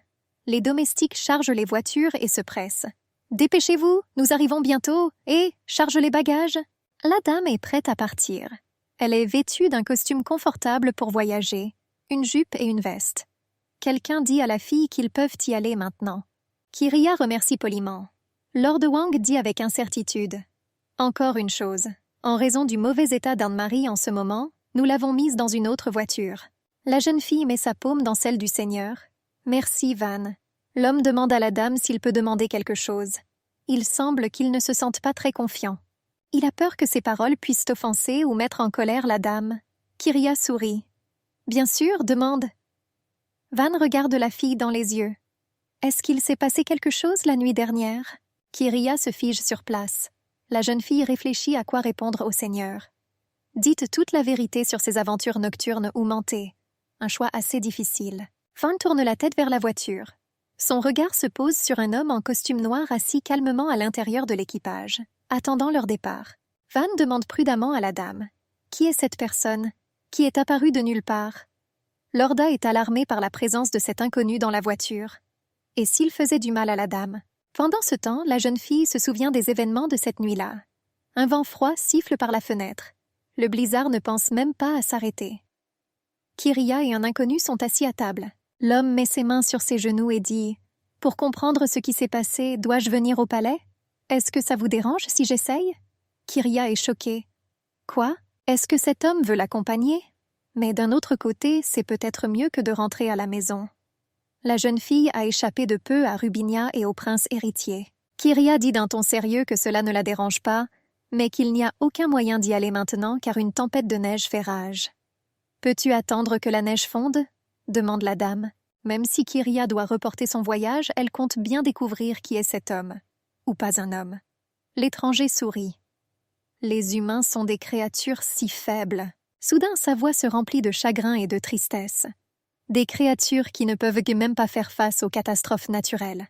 Par exemple, avec un tsunami, un blizzard, une tornade. L'homme regarde par la fenêtre et demande « Avez-vous juste besoin de déneiger ?» Kyria regarde l'étranger. Que signifie « seulement » L'homme agite la main. La fille a peur. Ah, elle sent quelque chose s'approcher de l'autel. Alors elle plisse les yeux. « Il y a une tempête de neige », dit la dame dans sa tête. Il lui semble que la neige va maintenant faire exploser l'autel en morceaux. À quoi pense cet homme? 1 minute passe, 2, 3, rien ne se passe. Kyria ouvre les yeux. Elle voit une image incroyable dans la fenêtre. Il n'y a plus de neige. L'inconnu tourne la tête vers la jeune fille et sourit d'un air de défi. « Regardez ce que je peux faire. » Kyria, en revanche, ne peut pas dire un mot, elle est tellement choquée. Lady dit mentalement que c'est la première fois qu'elle voit une personne dotée d'une magie aussi puissante. C'est incroyable. L'homme se présente. « Je m'appelle Nathaniel. » Un nom inhabituel mais beau. Il ajoute en souriant que les locaux semblent l'appeler Apocalypse. Kyria émerge des souvenirs. Lord Van demande à la fille si elle va bien. Lady trouve enfin les mots justes. Cet homme a soutenu la famille Buchan. Elle demande à Van de veiller à ce qu'il soit bien traité. Nathaniel demande au seigneur « Êtes-vous un chevalier de la famille Buchan ?» Il se penche. « Oui. » L'homme lance à Van un regard étudiant aux yeux bleus. « Impressionnant !» Le seigneur embarrassé remercie. Il ne comprend pas ce qui se passe ici. Van se tourne vers la dame. « Miss Buchan ?» La jeune fille voit l'inquiétude du chevalier et s'empresse de le rassurer. « Ne vous inquiétez pas, il est en sécurité. » Apparemment, la dame est sur le point de monter dans la voiture, lorsqu'elle est soudainement arrêtée par une voix. « Miss Buchan, voici le propriétaire de l'hôtel. Il est venu ici pour parler à Kyria. » La jeune fille tourne la tête dans sa direction et demande à Van de l'attendre ici. « Ça ne prendra pas longtemps, » elle dit. Le regard du propriétaire de l'hôtel est plein de gratitude. L'homme est heureux que Kyria ait accepté la conversation. Lui et la fille s'éloignent de l'équipage, hors de portée de voix. Le propriétaire demande à la dame « L'avez-vous réveillée ?» La jeune fille croise les bras sur sa poitrine et détourne le regard. « Je préfère le savoir aussi. » Kyria ne l'a toujours pas compris elle-même. Il est donc peu probable qu'elle puisse aider le propriétaire. Elle demande à l'homme « Est-ce que cet homme est l'Apocalypse dont vous parliez ?» Le propriétaire répond confusément qu'il ne le sait pas. Il ne dispose pas du tout de données précises sur l'Apocalypse. Toutes ses connaissances reposent sur des légendes locales. Bien que, pense l'homme, les enfants l'ont vu pendant le blizzard, mais il n'avait pas un rôle humain. Le propriétaire plisse les yeux et ajoute que tous ceux qui ont vu la mystérieuse créature ont disparu. Il a disparu non seulement du monde, mais aussi de la mémoire des gens. Les citadins semblent avoir oublié les disparus. Kyria demande soigneusement au propriétaire « Est-ce que cela est arrivé à votre enfant ?» Les yeux de l'homme sont remplis de tristesse et de désespoir. « Qu'as-tu fait? Qu'as-tu fait ici ?» La jeune fille ne sait pas quoi répondre. Il y a beaucoup de pensées dans sa tête. Ai-je vraiment supprimé le sort du fondateur? Bien que la famille royale ait de la magie, moi non. Kyria porte la main à son menton et dit « Si je le réveillais, nous devons découvrir comment. Si vous vous souvenez de quelque chose, envoyez une lettre à la maison Buchan. C'est la Regliano, » ajoute la fille au bout d'un moment. C'est le nom de la ville où elle va séjourner quelque temps. Le propriétaire demande, perplexe, « Vous l'emmenez avec vous ?» La jeune fille tourne le dos à l'homme. « Ça va s'arranger, je ne voulais pas que ça se passe comme ça. » Et c'est vrai. Le seul désir de Kyria était d'échapper à son ex. Mais au lieu de cela, elle s'est impliquée dans tout cela. La jeune fille pense à Nathaniel. S'il a dit la vérité, alors le sceau du fondateur a été apposé sur la ville. Apparemment, la famille royale a caché l'existence de cette personne. Même si Kyria feint de n'avoir rien fait, les rumeurs vont bientôt gagner la capitale. La jeune fille regarde autour d'elle. S'il est vraiment l'Apocalypse et qu'il a vraiment dormi ici, rien ne garantit que la ville sera plus sûre une fois qu'il la quittera. La dame dit au propriétaire que travailler dur est la meilleure solution pour eux deux. Ce n'est qu'ainsi qu'ils pourront résoudre ce mystère. L'homme regarde les arbres. Il n'avait pas vu de verdure fraîche dessus depuis longtemps. Le propriétaire dit à Kyria que c'est la première fois qu'il entend de tels propos de la part d'aristocrates. Habituellement, ils n'aiment pas faire les choses par eux-mêmes. Un peu offensé, Kyria répond « Alors saute de joie !» Le propriétaire s'incline devant la dame. En partant, il dit à la fille qu'il la croit. Kyria sourit. En fait, elle n'est pas opposée à aider cette ville et à résoudre le mystère de l'Apocalypse. C'est la Relano, la capitale du pays tribérin. Ici, comme dans la majeure partie du royaume, une tempête de neige fait rage. Le plus bel édifice de la capitale est le palais royal. Quelqu'un entre dans l'une des pièces élégantes dotées de grandes baies vitrées et dit « Votre Majesté, nous avons quelque chose à vous dire. » La reine agite son lourd sceptre doré orné de joyaux. Dit « Il semble que la femme ne soit pas de la meilleure humeur. » Un homme aux cheveux noirs et à lunettes rondes incline légèrement la tête. Le blizzard ne s'est pas arrêté depuis plusieurs jours. Les gens sont inquiets. La reine se tait. L'homme ajoute qu'il n'y a pas de problème particulier, mais les magiciens royaux doutent qu'il s'agisse d'une anomalie climatique normale. La femme se tourne vers les magiciens eux-mêmes, qui sont également présents dans la pièce. Qu'en pensez-vous? Les hommes en sweat à capuche blanc disent qu'ils ne savent pas encore ce que c'est. L'un d'eux, probablement le principal, ajoute « Mais nous sommes sûrs qu'il ne s'agit pas d'un phénomène naturel ordinaire. Quelque chose est arrivé à la météo. Nous essayons de comprendre quoi exactement. » L'homme parle en regardant par la fenêtre. De gros flocons de neige se dirigent vers le sol à une vitesse incroyable. Ils suffisent à endormir toute la ville. La reine, une femme blonde vêtue d'une robe chaude et rouge, dit pensivement « Un mage capable de provoquer un tourbillon dans tout un pays? Y a-t-il quelqu'un d'autre capable de cela que moi ?» Le magicien porte la main à sa poitrine et répond d'une voix effrayée « Nous pensons la même chose. » L'homme espère que ces paroles n'ont pas mis la reine en colère. Il ne veut pas perdre la tête. La reine se dirige lentement vers la fenêtre pour voir à quoi ressemble l'état de la ville. Les sujets baissent la tête devant elle. La femme avance la main. Les doigts longs et fins sont parsemés de divers anneaux. Il semblerait que la reine soit très friande de ces ornements, tout comme la couleur rouge. La femme dit « Dis-moi quand tu le sauras !» Les magiciens, reculant lentement, s'inclinent devant la reine. « Oui, votre majesté, nous ferons tout. » Les magiciens quittent la pièce. L'homme à lunettes dit « Votre majesté, le prince héritier demande un rendez-vous. » La femme répond d'un ton menaçant « Laissez-le entrer. » Couloir lumineux du palais. Le bâtiment brille de propreté. On voit que les serviteurs se préparaient à l'arrivée du prince. Après tout, il est le futur héritier. Le garçon entre dans le palais. Le prince n'est pas venu seul. Rubinia marche à côté de lui. La jeune fille fait bouger sa robe rose tendre. La dame est superbe aujourd'hui. En principe, comme toujours, les servantes, les serviteurs et les majordomes s'alignent tous et s'inclinent devant le couple royal. « Salutations, Votre Altesse, le prince Ethan, Miss Cassiu. » Le prince, comme il sied aux aristocrates, ne tourne même pas la tête en direction de ses sujets. Rubinia se comporte tout aussi avec arrogance. Certes, cette paire a fière allure. Soudain, le prince héritier s'arrête. Il est très nerveux à l'idée de la conversation à venir avec la reine. « Ruby !» La jeune fille apaise son amant. Elle sourit. « C'est bon, Ethan, nous obtiendrons certainement la permission de nous fiancer. » Lady en est tellement sûre. Elle est tellement naïve. Rubinia et le prince s'approchent de la salle du trône.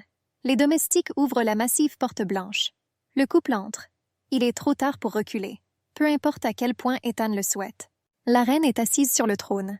Ethan la salue bruyamment. « Salutations, la plus sage Tribérina. » Pour une raison quelconque, il n'appelle pas la femme par son nom.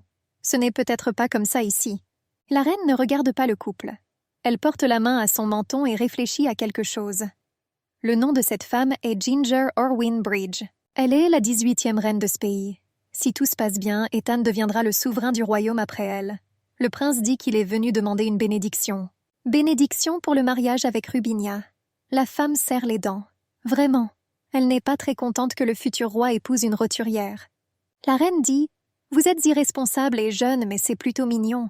Je pensais que toi, en tant que fille de province, voyais cet abîme. » Les derniers mots concernent Rubinia. « Sinon, » continue la reine, « bien, peut-être que je ne suis pas douée avec les gens. » Rubinia sourit. « C'est le bordel. Dans tout le pays, on ne peut pas trouver une meilleure personne que vous. » La reine rit. Le snobisme de la blonde ne l'émeut pas. Le prince essaie de régler la situation. Il dit d'un ton d'excuse « Votre Majesté », mais la femme ne le laisse pas finir. La colère éclate dans les yeux de la reine. « Vous me décevez. La famille Buchan ne peut pas être perdue. Voulez-vous que ce paysan monte sur le trône ?» La reine regarde les armoiries de la famille, qui représentent un léopard. « Vous avez juré de ne pas déshonorer la famille. Ai-je si mal élevé mon fils? »« Tu n'es pas d'accord, prince ?» demande la femme d'un ton moqueur. Le prince baisse la tête. « Je. » Il ne sait pas quoi dire pour ne pas mettre sa mère en colère. Rubinia tombe à genoux. Je suis désolée, Votre Majesté. Elle a encore enfreint les règles. Elle est intervenue dans la conversation des membres de la famille royale. La jeune fille ouvre grand les yeux. Même si je n'ai pas de famille riche et connue, je jure, peu importe les ennuis qui nous arrivent, mon amour pour le prince ne disparaîtra pas. Le garçon est ému par les paroles de sa bien-aimée. Des larmes lui montent aux yeux. Ruby, la reine regarde silencieusement ce spectacle. Ce serait drôle si ce n'était pas si triste. Finalement, la femme dit « L'expression « poulet au lieu de faisan » est-elle appropriée? La nouvelle de la rupture des fiançailles s'est déjà répandue et je n'ai pas besoin de raison pour avoir mal à la tête. Mais la reine comprend qu'elle ne sera pas laissée pour compte comme ça. Mais je me demande ce qu'il en adviendra. » La femme donne sa bénédiction au couple. Le prince s'agenouille à côté de Rubinia. Il prend son épouse par la main et dit avec gratitude dans la voix « C'est une telle miséricorde, Votre Majesté. Je ne peux pas croire que tu aies accepté. » Rubinia sourit et exprime sa gratitude à la reine. « Tu es très gentille, reine. Son Altesse est une personne incroyable, Votre Majesté. » La porte de l'une des salles du palais s'ouvre. Une petite femme aux cheveux noirs entre. La réunion au centre a-t-elle été un succès? Mademoiselle Porduquin? La fille rousse en robe rouge dit avec mécontentement. « Ah, tout ce que je peux faire, c'est leur demander de nous pardonner. Il n'y a pas d'autres options. » La jeune fille tourne la tête vers la fenêtre. « Je ne pense pas que nous pourrons livrer des produits en saphir. Comment pourrais-je savoir que le navire ne partirait pas à cause de la neige? » La jeune fille serre le poing. « Ce blizzard m'énerve tellement. Peut-être que je devrais tout brûler ici. » La servante prend ses paroles au sérieux. « Mademoiselle, c'est un palais. » Mais la conversation entre la jeune fille et la femme est interrompue. Rubinia entre dans la pièce. « Oh mon Dieu !» s'exclame la fille. Elle ne se soucie pas d'avoir encore une fois violé les règles de l'étiquette. La jeune fille frappe dans ses mains et dit avec un sourire. « N'êtes-vous pas Miss Porducan ?» La rousse répondit doucement. « Bon après-midi, Miss Cassio. » La blonde demande. « La dernière fois qu'on s'est vus, c'était au bal ?» Duquesne lève les sourcils, laissant entendre à la jeune fille qu'elle ne veut pas lui parler. Mais Rubinia ne comprend pas les allusions. Elle porte la main à sa joue. « Comment vas-tu? »« Hein?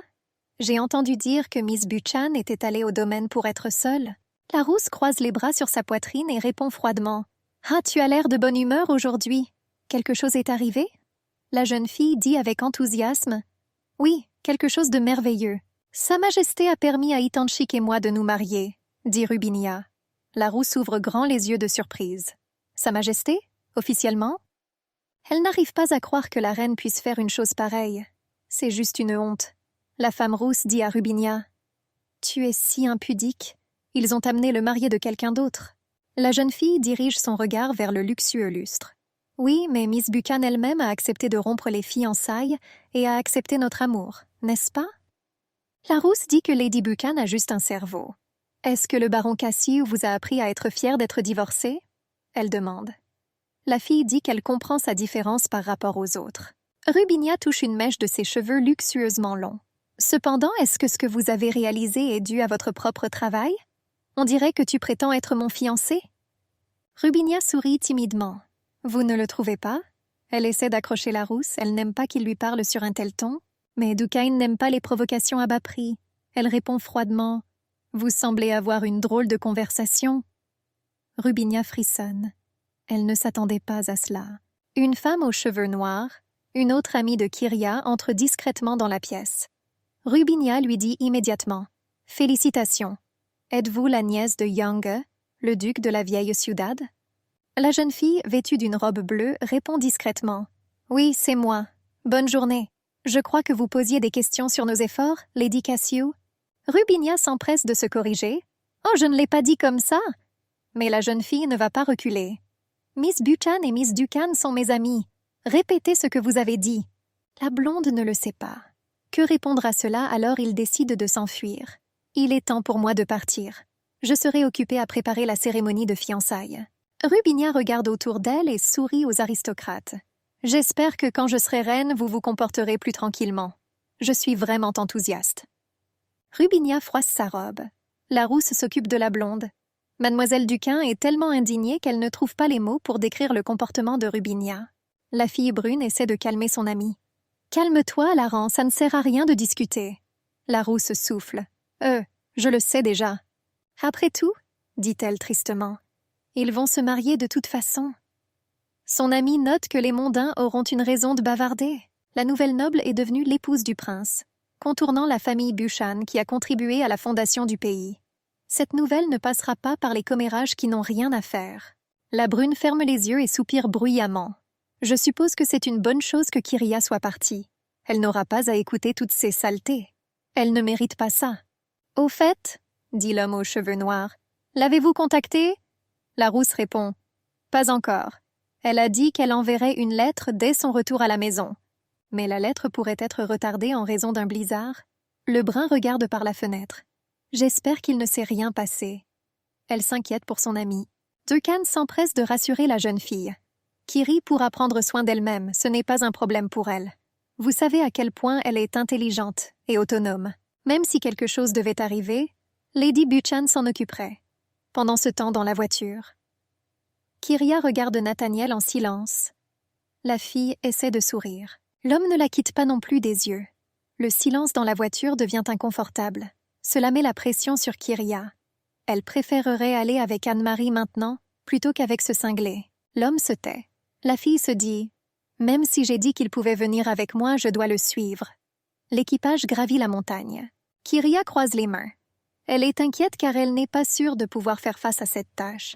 Pas sûre qu'elle puisse ne pas rater quelque chose d'important. La fille regarde Nathaniel. Si ce bel homme est vraiment l'apocalypse sur laquelle les gens inventent des légendes depuis des années, alors elle devrait faire attention. Nathaniel dirige son regard vers la jeune fille. Elle frissonne. Elle ne peut pas s'habituer à ses yeux bleus perçants qui regardent droit dans son âme. L'homme sourit et hoche la tête. Le comportement de Kyria lui semble drôle. La jeune fille pense que le calme de Nathaniel est un calme avant la tempête. La dame baisse les yeux. Elle ne comprend pas pourquoi son sourire envoie un troupeau de fourmis parcourir son corps. Cependant, souligne Kyria, je suis beaucoup plus détendue qu'hier soir. Peut-être qu'un homme peut contrôler la peur humaine. La jeune fille serre les poings, comme un prédateur qui sait cacher ses griffes pour gagner la confiance de sa victime. L'homme décide d'entamer une conversation avec Kyria pour que ce ne soit pas si ennuyeux. Selarellano est toujours la capitale? Il demande. Cette question surprend la jeune fille. L'homme dit « Et celle ?» Kyria répond qu'elle reste un symbole de la ville. C'est tout. C'est une conversation très étrange. Nathaniel s'intéresse à l'évidence. Sa question suivante choque encore plus la dame. « Et Lauren Shaw ?»« Lauren Shaw ?» dit la fille dans son esprit. Elle essaie de se rappeler ce que c'est. Plus précisément qui. Lauren Shaw, le chevalier blond au manteau rouge, est le protecteur. Il est l'un des deux immortels. Pendant la guerre, il combat aux côtés du fondateur de Balbri. Selon la légende, il pouvait secouer l'océan d'un seul coup d'épée. La jeune fille demande à Nathaniel « Tu parles du défenseur? Il vivait au village, si je ne me trompe pas. Mais on ne l'a pas vu depuis plus de 100 ans. » poursuit Kyria sans même attendre la réponse de son mari. Certains disent qu'il sort une fois par an. Soudain, Kyria s'arrête. Elle comprend que Nathaniel a abordé le défenseur de manière amicale. La jeune fille ouvre de grands yeux de surprise. L'homme porte la main à son menton et fredonne pensivement. Mais lui et le défenseur sont censés être des ennemis, n'est-ce pas? La dame se retourne vers elle-même. Kyria baisse la tête. Quelque chose ne va pas. Cela aurait du sens s'il demandait de ses nouvelles pour se venger. La jeune fille décide de surveiller Nathaniel de plus près. Il lui demande « Et la vie? Que veux-tu dire ?» Une contre-question. L'homme tient sa canne à la main. De mon temps, 7 familles se battaient pour le pouvoir. La fille dit confusément que maintenant tout est pareil. Elle ne pouvait pas imaginer que les aristocrates se comportaient toujours comme des chats sauvages. L'homme les qualifie de pathétiques. Des gens pathétiques qui ne savent pas ce que sont le courage, l'honneur et la dignité. Ils ne savent que bavarder. Kyria regarde l'homme. Le temps passe. Une calèche tirée par des chevaux noirs s'arrête. Kyria sort pour se dégourdir les jambes et pense généralement à tout ce qui se passe. Elle demande à Lord Wan comment va Anne-Marie. L'homme répond que la servante est toujours inconsciente. La fille soupire. « D'accord, s'il te plaît, continue de me le dire. » Kyria baisse les yeux vers le sol. Maintenant, elle a vraiment peur. Anne-Marie est plus forte que la moyenne des gens, mais même elle ne peut pas s'en remettre. La jeune fille tourne son regard vers la voiture. Et j'ai besoin de l'amener sereinement vers les gens. Cet homme qui se fait appeler Apocalypse, c'est effrayant d'imaginer ce qui pourrait arriver. La jeune fille inspecte la zone. La verdure sur les arbres plaît à l'œil. Jusqu'à présent, tout est calme. Mais si Nathaniel ou Apocalypse décidaient de déclencher une guerre, cela devrait être évité. Kyria se tourne vers Van. Arrêtons-nous en ville, Anne-Marie a besoin de consulter un médecin, elle pourrait avoir une hémorragie interne. Le Seigneur dit qu'il a tout compris. La jeune fille monte dans la voiture. La voiture part. L'homme demande. Allons-nous à Elsas? On dirait qu'il ne lâchera pas Kyria. Mais que vas-tu faire? Kyria répond à contre-cœur. Oui, si cela ne vous dérange pas, j'aimerais rester quelque part au même endroit. L'homme dit que tout va bien, après tout, c'est lui qui l'a rejoint. Kyria remercie quelque peu sarcastiquement pour sa gentillesse et ses soins. Mais Nathaniel ne sembla pas remarquer son mécontentement. L'homme demande. Alors, quel est le plan? Que ferez-vous? La jeune fille dit qu'elle veut se rendre dans la ville d'Enwick et trouver un médecin pour Anne-Marie. Dans son esprit, la dame dit qu'elle doit encore envoyer quelqu'un dans la capitale. La reine et Marie répondront rapidement. La ville d'Enwick est dirigée par la famille du marquis du Vermont. La fille aimerait éviter cela, mais elle n'a pas le temps de réfléchir. La dame n'aime pas beaucoup le marquis et encore plus son fils. Il n'y a pas les meilleures rumeurs à leur sujet. Mais quand la ville et le pays tout entier sont menacés, ce n'est pas le moment de faire semblant. La jeune fille tourne la tête sur le côté. Mais comme je n'ai pas envie de le voir... Nathaniel regarde Kyria en silence. En principe, pense la jeune fille, on peut passer devant. Après tout, il n'y a pas d'armoirie familiale sur leur voiture. La jeune fille se tourne vers l'homme. J'ai laissé Van nous réserver un hôtel. L'homme est d'accord. De nombreuses questions posées à l'homme se lisent dans le regard de la dame. Elle ne comprend pas qui il est et pourquoi il se comporte si étrangement. Il semble plaisanter, mais cela ne se passe pas très bien. Plusieurs heures passent. Le soleil descend lentement sous l'horizon, peignant les nuages de couleurs chaudes et douces. L'équipage s'arrête. Nathaniel et Kyria descendent de la voiture. La jeune fille inspecte un immense bâtiment en pierre, un hôtel. « Pas mal. Ce n'est pas un palais, mais tu peux y vivre, » dit la fille. Un homme en costume clair court immédiatement vers les clients de l'hôtel. « Toutes nos félicitations » crie-t-il. L'homme a les cheveux gris et une moustache pas très touffue.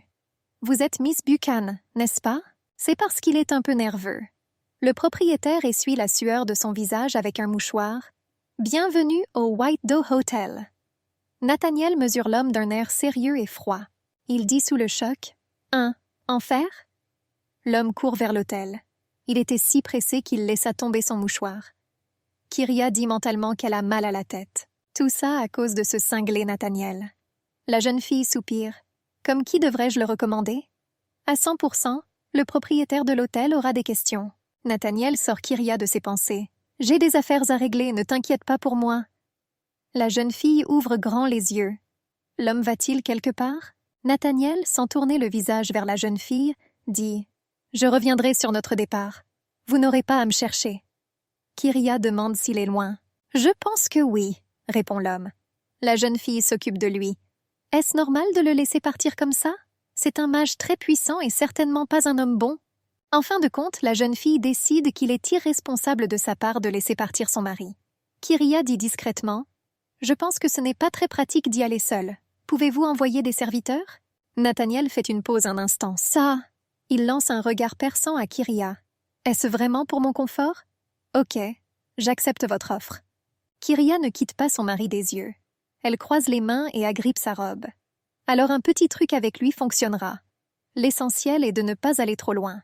La fille dit « Je suis désolée, mais franchement, je suis gênée de te laisser partir seule. » L'homme regarde ses chaussures. « Êtes-vous inquiet? » « Donc, » répond la dame. Nathaniel s'approche d'elle et la regarde droit dans les yeux. Il utilise cette astuce lorsqu'il veut entendre la vérité des gens. La jeune fille dit qu'elle ne sait pas. Elle tourne son regard vers le ciel du soir. L'homme dit « Je n'ai rien fait. » Jusqu'à, Kyria ajoute. Elle ne fait pas confiance à ce cinglé. Nathaniel dit qu'il annulera sa promenade. L'homme sourit. Quelque chose pour m'empêcher de m'ennuyer est en route en ce moment. Un homme ne meurt pas de faim lorsqu'il est en colère. Kyria plisse les yeux. Quoi? Elle est alarmée par le fait que Nathaniel ne s'y est pas opposé et a simplement annulé la promenade. Tout cela est en quelque sorte trop fluide. Peut-être est-ce une tentative de gagner la confiance? La conversation tendue entre Kyria et Nathaniel est interrompue par le propriétaire de l'hôtel. L'homme aux cheveux gris croise les mains et dit avec enthousiasme à la dame que quelqu'un la cherche. « Il a dit qu'il venait d'une famille du Vermont », ajoute le propriétaire. Kyria ouvre grand les yeux. Mais pas ça. Elle n'a pas tellement envie de voir le marquis. Nathaniel sourit. « C'est un véritable désastre ambulant. » Kyria jure dans son esprit. Elle demande au propriétaire de l'hôtel comment cette personne savait qu'elle séjournait ici. Les murs blancs du Vermont Palace. Le fils du marquis, un homme blond en costume bleu, dit solennellement « Oh, Kyria, ton nom est si beau !» La jeune fille soupire avec lassitude. Dieu, l'homme porte la main de la dame à ses lèvres pour l'embrasser. J'ai attendu si longtemps le moment de notre rencontre. Mais la jeune fille retire sa paume et plisse doucement les yeux pour que l'homme ne soit pas offensé. Merci pour votre hospitalité, monsieur Vermont. Je suis également heureux de vous rencontrer. Kyria fronça les sourcils avec dégoût de soi.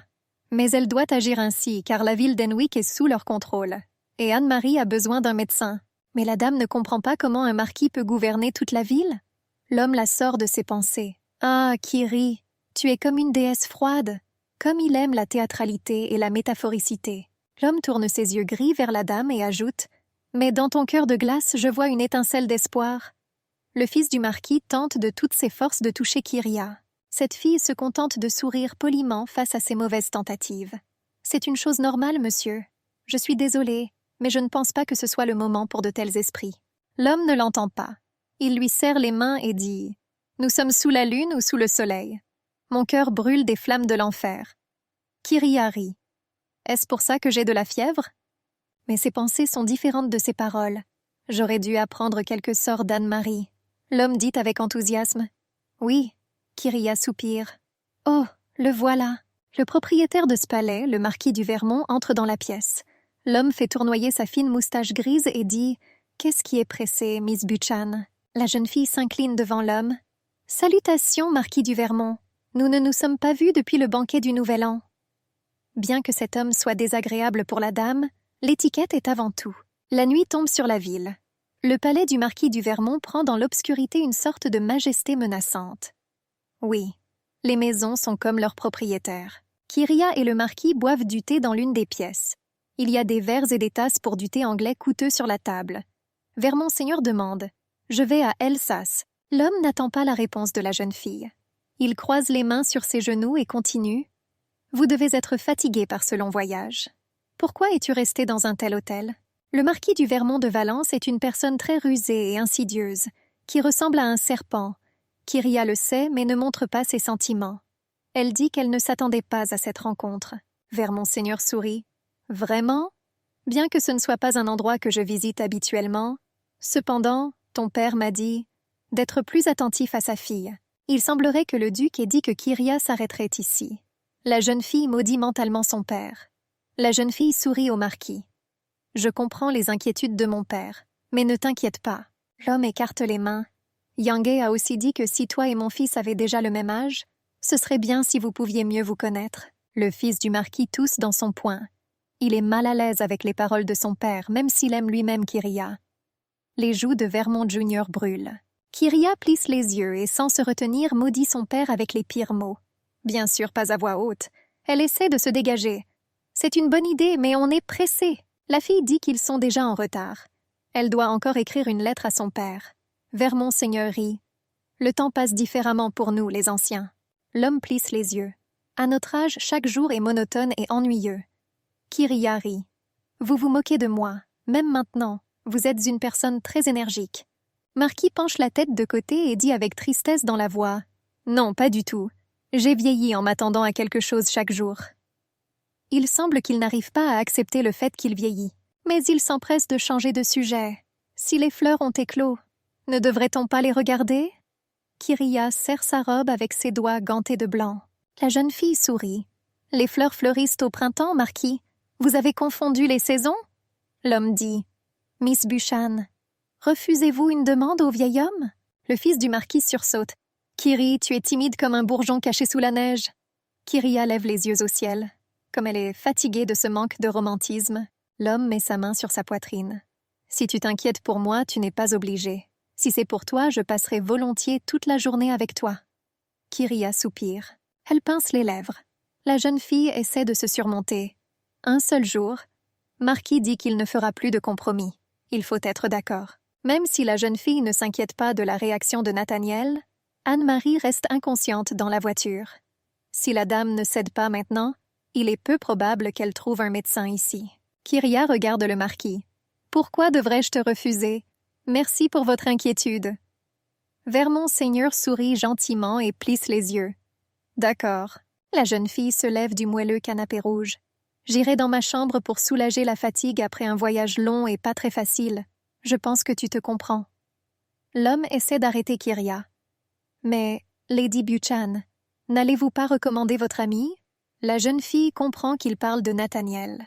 Nuit. Le ciel noir et bleu est parsemé d'étoiles.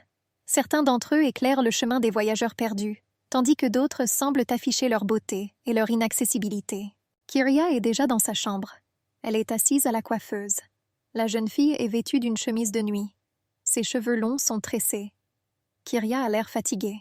La jeune fille inspecte des appartements luxueux, peintures d'artistes célèbres sur les murs, meubles coûteux. « Je suppose, » dit Kyria, « je devrais être réconfortée par le fait que les conditions ici sont bonnes. » Nathaniel ne parut pas mécontent. Kyria se regarde dans le miroir. « Je me demande si Van a emmené Anne-Marie chez le médecin. Il faut trouver quelque chose de bien dans cette situation. » Mais la jeune fille n'y parvient pas. Le marquis du Vermont est un nouveau problème.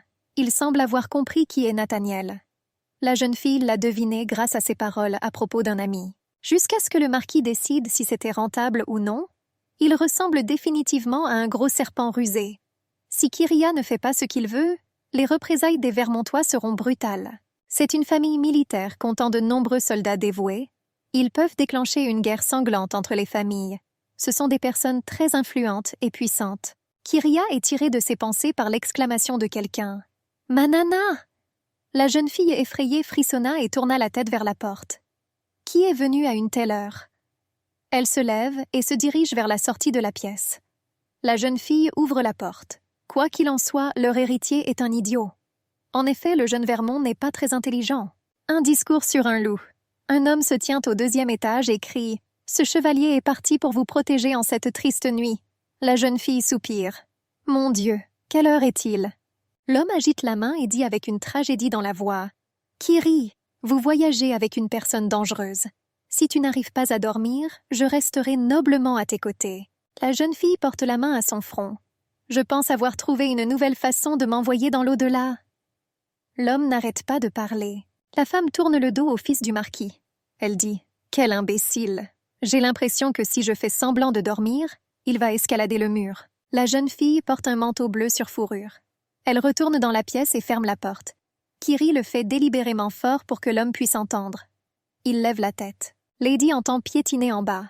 Elle se dirige vers la porte. « Je vais devoir lui parler en personne. » La fille ne veut vraiment pas faire ça, mais il n'y a pas d'autre issue. Si elle ne descend pas et ne fait pas taire ce romantique insensé, Nathaniel détruira la famille Vermont en une nuit pour avoir perturbé son rêve. La dame sort dans le couloir et regarde par la fenêtre. Elle ouvre grand les yeux. « Mon Dieu, non !» La jeune fille aperçoit Nathaniel dans la rue. L'homme va quelque part. Des lanternes illuminent le terrain du domaine du Vermont. C'est grâce à eux que la jeune fille peut voir la route. Elle se précipite vers Nathaniel. Il ne peut pas être autorisé à quitter le palais. La dame secoue la tête. Elle ne retrouve pas son mari. « Est-ce que je l'ai perdu ?» Soudain, quelqu'un dit « Je t'ai attrapé !» La dame sursaute. Nathaniel se tient derrière elle.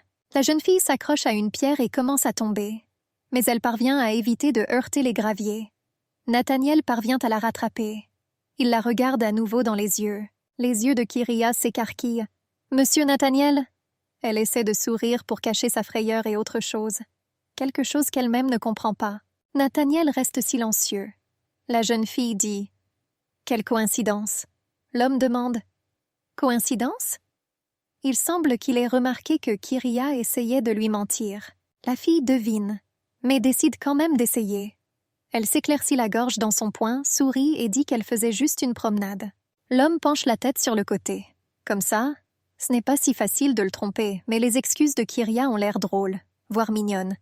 Nathaniel tourne son regard vers la chemise de nuit de la jeune fille qui sort de dessous le peignoir. Kyria ferme les yeux et dit avec indignation « C'est impoli de regarder une dame comme ça. » Cette remarque n'affecte pas du tout l'homme. Il tourne son regard vers la lanterne et demande à la jeune fille « Est-ce que c'est comme ça qu'on appelle une « dame », quelqu'un qui poursuit quelqu'un dans un moment comme celui-ci ?» La jeune fille s'avoue qu'elle ne peut pas vaincre cet homme. Elle lui tend la main. « Puis-je te demander de me conduire jusqu'à la chambre ?» Nathaniel prend la main fragile de Kyria et sourit. Ce sourire n'est pas comme ses précédents. Elle est plutôt chaleureuse et sincère. Il n'y a ni impudence ni froideur en elle. Un homme et une fille se promènent dans le jardin. Nathaniel ne regarde pas Kyria. Lady le remarque. Même si les sentiments de son mari ne l'intéressent pas beaucoup, elle se demande ce qui lui est arrivé. La jeune fille fronça légèrement les sourcils. Est-il en colère? J'aimerais pouvoir comprendre ce qu'il pensait. Kyria elle-même ne sait pas pourquoi elle en a besoin. Finalement, l'homme dit « Quoi qu'il en soit, Miss Buchan semble inquiète à l'idée que je puisse avoir des ennuis. » Kyria objecte « Ce n'est pas comme ça. » Nathaniel la regarde. « Non ?» La jeune fille répète avec assurance et fermeté « Non, ce n'est pas du tout comme ça. » Lady dit qu'elle ne se soucie pas des petits accidents. Après ces mots, Kyria tourne brusquement la tête sur le côté et ouvre les yeux. Elle ne voulait pas le dire à voix haute. Après quelques secondes, Kyria ose à nouveau regarder l'homme. Son expression est neutre. Il est impossible de lire une seule émotion. La fille dit d'une voix tremblante « C'est juste quoi ?» Il semble qu'elle va expliquer ses propos à son mari. Mais il l'interrompt. « Vermont, quoi ?» La dame regarde autour d'elle. « Oh non !» Elle soupire. Le fils du marquis se rapproche rapidement du couple. Cet idiot a une bouteille d'alcool dans les mains. Je me demande pourquoi il la veut. Pour passer un bon moment ou pour frapper quelqu'un à la tête? Plutôt la première option. Le visage de l'homme est rouge. Il doit être ivre. L'homme s'exclame « Kyrie !» L'homme pointe du doigt Nathaniel. « Qu'est-ce que tu fais, Kyrie ?» La jeune fille ouvre grand les yeux. « Oh non, je l'avais complètement oublié. » Le regard de la dame s'accroche à la bouteille dans les mains du fils du marquis. « C'est de l'alcool, oh mon Dieu !» Ce n'était tout simplement pas suffisant. C'est effrayant d'imaginer ce que le Vermont ivre va proposer. L'homme se tourne vers Nathaniel. « Si tu es chevalier, dis-moi ton nom. » Allait-il combattre un puissant magicien capable de changer le temps? Mais Nathaniel ne répond pas à l'ivrogne. Il sourit simplement à Kyria. Monsieur Vermont est énervé et sent plutôt bizarre et drôle. Kyria hausse les sourcils. « Eh oui et non, il est ennuyeux, mais il n'a rien de drôle. »« Donc ?» demande Nathaniel avec une surprise feinte. Le fils du marquis agite la main avec la bouteille. « Je suis très contrarié, cet escroc vous a époustouflé. » Kyria sourit au jeune Vermont. Les yeux de Nathaniel pétillent d'amusement. Après quelques minutes, la jeune fille se tourne vers l'homme aux cheveux noirs. « Puis-je te demander un service ?» Sans hésiter, l'homme répond. « Bien sûr. » Kyria demande à Nathaniel de la laisser s'en occuper elle-même. La dame pense que si l'homme aux cheveux noirs reste ici, cela pourrait ne pas bien se terminer. Dans ce pays, chacun essaie d'atteindre ses objectifs en faisant preuve d'impolitesse et de violence. Et le fils du marquis du Vermont ne fait pas exception. Il a juste l'air mignon. Kyria s'approche de l'homme blond. L'odeur de l'alcool. La jeune fille demande au jeune Vermont. « Pourquoi est-ce que je te vois si souvent ?» Il la regarde silencieusement. À la fin, l'homme rassemble ses pensées et dit « Je te crois. Mon alouette, s'il te plaît, ne me quitte pas. » La fille le demande. « Que veux-tu dire ?» Le jeune Vermont se souvient. La dernière fois qu'il a vu Kyria, c'était au bal. Même alors, la jeune fille, toujours fiancée au prince héritier, lui sourit. Elle accepta même de faire danser le fils du marquis. « Comment peux-tu me refuser maintenant ?» demande l'homme avec une tragédie caractéristique. La jeune fille prend du recul et sourit nerveusement. « J'étais juste pour être gentille avec le fils du marquis du Vermont. Tu es quelqu'un que ma famille respectera. » Kyria demande à son mari de lui montrer le même respect en retour. Il s'agit d'une demande discrète de rester derrière. Mais l'homme ne comprend pas cela. Il attrape les mains de la jeune fille. Le jeune Vermont se penche vers la jeune fille et lui dit « Je savais que tu n'étais pas une femme lubrique. » Kyria ouvre grand les yeux. « Quoi? De quoi parles-tu » Le fils du marquis demande à Kyria de l'accompagner. Il dit qu'il est au courant de sa rupture avec le prince héritier. Il dit que la famille Vermont prospère depuis 7 générations. « Ton père donnera sûrement son accord ?» Le jeune Vermont continue avec enthousiasme. La jeune fille est tellement choquée qu'elle ne sait que répondre. Elle sourit poliment à monsieur Vermont. « En tant que membre de la famille Buchan, je veux entretenir de bonnes relations avec vous. » L'homme sourit largement en réponse. « Mais... » Kyria recule encore d'un pas. « Je suis gênée que tu m'aies mal compris. » La jeune fille repousse la main de l'homme. Il demande ce qu'elle veut dire. Kyria fronça les sourcils. Cet idiot ne comprend-il pas qu'elle ne veut pas l'épouser? Bien sûr, son refus peut lui faire une mauvaise blague. Il n'y a rien de bon à être en mauvais termes avec sa famille. Cependant, s'il parvient à ses fins, dans l'imaginaire de la jeune fille, le marquis du Vermont apparaît avec un verre de vin à la main. Cet homme est toujours aussi rusé. Il manipule habilement tout le monde autour de lui, y compris son fils. Mais Kiri ne tombera pas dans le piège de ses tours. Elle annonce à son mari qu'elle part. La jeune fille fait comprendre au fils du marquis qu'elle ne veut pas qu'il la dérange. L'homme s'offusque. « Vous vous inquiétez? Kiri, je suis l'héritière de la famille Vermont. » Il suppose que la fille aime l'homme étrange et inconnu. Kyria le confirme. « C'est vrai, après tout, il a quelque chose que vous n'avez pas. » L'homme s'exclame. « Et quoi? » Il lui semble qu'il n'y a rien que les Vermontois ne possèdent pas, comme le fils du marquis a tort. Kyria sourit du coin de la bouche et fredonne doucement. Une seconde plus tard, elle répond « Externalité. Dans une certaine mesure, c'est vrai, Nathaniel était bien plus beau que le fils du marquis. Que valent ses yeux bleus? » Le temps passe. La jeune fille avance rapidement dans le couloir. Des chaussures roses claquent sur le sol. La dame dit que pour la première fois de sa vie, elle s'est comportée de manière aussi grossière. Kyria porte actuellement une robe rose tendre qui correspond parfaitement à ses chaussures. La jeune fille sourit faiblement. Je me demande dans combien de temps il le dira à son père. Heureusement, Nathaniel était parti quelque part. La jeune fille, bien sûr, n'est pas très heureuse de l'avoir laissé hors de vue, mais sinon il aurait tué le fils du marquis. Kyria se souvient d'une récente conversation avec le junior du Vermont. La jeune fille est sûre que Nathaniel n'a pas complètement entendu leur dispute. La dame sourit. Elle passe devant le miroir. Malgré l'incident nocturne, elle est désormais de bonne humeur. La jeune fille se dit « On part juste après le déjeuner ». Elle n'avait pas encore rencontré Nathaniel. Kyria espère qu'il se promène simplement dans le jardin. Soudain, la jeune fille entend un bruit. Elle ouvre grand les yeux et tourne la tête sur le côté. Kyria voit un grand bouquet de roses bleues devant elle. Le fils du marquis se cache derrière lui. L'homme n'a plus l'air aussi ridé et malheureux que la nuit. Au contraire, ça brille. La jeune fille se tourne vers lui. « Monsieur Vermont ?» L'homme la regarde avec des yeux gris. « Miss Buchan, j'ai fait une terrible erreur hier. » Kyria fait un pas en arrière. « Quoi ?» Le fils du marquis dit « Je n'ai pas été attentif à votre tendre cœur. J'ai agi de manière irréfléchie et égoïste, n'est-ce pas ?» Kyria soupire et se dit « Bien sûr, je ne pensais pas que tu comprendrais ton erreur. » Mais ces paroles n'affectent pas du tout la jeune fille. L'homme lui avait déjà fait une certaine impression.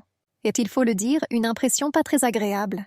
Kyria se tourne vers le fils du marquis. « S'il vous plaît, arrêtez ces sérénades. C'est pénible. » L'homme est choqué. « Quoi ?» Il demande à Kyria d'attendre, mais la fille ne réagit en aucune façon. Alors le jeune Vermont décide de recourir à la force. Il rattrape la dame et lui attrape la main assez brutalement. La jeune fille lui fait signe de partir. Elle mesure l'homme d'un regard froid. « Oui, je m'appelle Kyria. » Jusqu'à présent, elle ne pouvait pas exprimer son point de vue, car elle était l'épouse du prince. Mais maintenant, tout a changé. Désormais, la jeune fille n'a plus un statut inconfortable qui l'oblige à subir des insultes. Kyria dit « Tout a une limite. N'as-tu pas entendu les rumeurs à mon sujet? » La fille sait très bien ce que les gens disent dans son dos. On l'a toujours qualifiée de cruelle ou de dégoûtante, une fille qui connaît à la fois les aristocrates et les pauvres. Elle a également été accusée de frivolité. À propos, les femmes ne sont pas les seules à participer à ces commérages. Les riches aristocrates n'étaient pas non plus opposés à laisser échapper leur longue langue. La jeune fille ouvre de grands yeux et dit « Une femme frivole? J'ai envoyé une lettre à un inconnu qui la suivait tous les jours. » L'homme comprend de quoi Kyria parle et se met à trembler de rage. Sa main serre le bouquet de fleurs. Mais la jeune fille ne va pas s'arrêter. Elle dit à haute voix « Lors de la rencontre avec la dame, il a frappé le serviteur avec une épée. Pensez-vous qu'un chevalier puisse se comporter ainsi? » L'homme pince les lèvres. Kyria lève à nouveau les yeux au ciel. Est-ce qu'il pleure? C'était normal de la part d'un faible du Vermont. Il prétend constamment être un chevalier. Mais en réalité, il ne l'est pas. Mais cette fois, Kyria avait tort dans ses hypothèses. L'homme lève les yeux. « Tu es si méchant! Je voulais te donner une chance. » Lady rit méchamment. « Quelle chance! » Le fils du marquis hausse les sourcils. « Une occasion de s'excuser de m'avoir offensé. Je ne savais pas que tu étais comme ça. Je n'arrive pas à y croire. Vous n'avez même pas honte de perdre votre fiancé. » « Et à qui ?» poursuit-il. « Une fille du bas monde? Quelle déception !» Kyria répond non moins avec colère que ses propos sont inacceptables. Mais l'homme ne peut pas être arrêté. La colère lui arracha son masque de noblesse. Le fils du marquis jette le bouquet par terre. « Tu es un renard rusé et vil. » Le visage du jeune Vermont est rouge de rage. L'apparence d'une fille est importante, mais est-elle importante si elle ne se soucie pas que vous soyez gentil avec elle? Kyria réfléchit. Quand était-il mignon? Et en plus, est-ce que quelqu'un lui a demandé d'être gentil? La jeune fille porte la main à son menton. Si je suis un renard rusé, alors tu es un sanglier. N'as-tu pas essayé de comprendre la situation en premier? Demande-t-elle avec un ricanement dans la voix. L'homme l'attaque. Comment oses-tu me parler comme ça? Kyria garde les yeux fixés sur sa main qui s'approche rapidement. La jeune fille ferme les yeux et tourne la tête sur le côté. Si ce coup me permet d'y aller, qu'il en soit ainsi. Mais la dame ne ressent aucune douleur. Elle ne ressent rien du tout. La jeune fille n'entendit qu'un son étrange, semblable au cou et au cri du fils du marquis. Ce qui s'est passé? Kyria ouvre les yeux. Elle voit un homme aux cheveux noirs devant elle. Il tient un bouquet de roses bleues. On dirait qu'il a frappé le jeune Vermonter avec. L'homme aux cheveux noirs sourit à l'homme. Oups!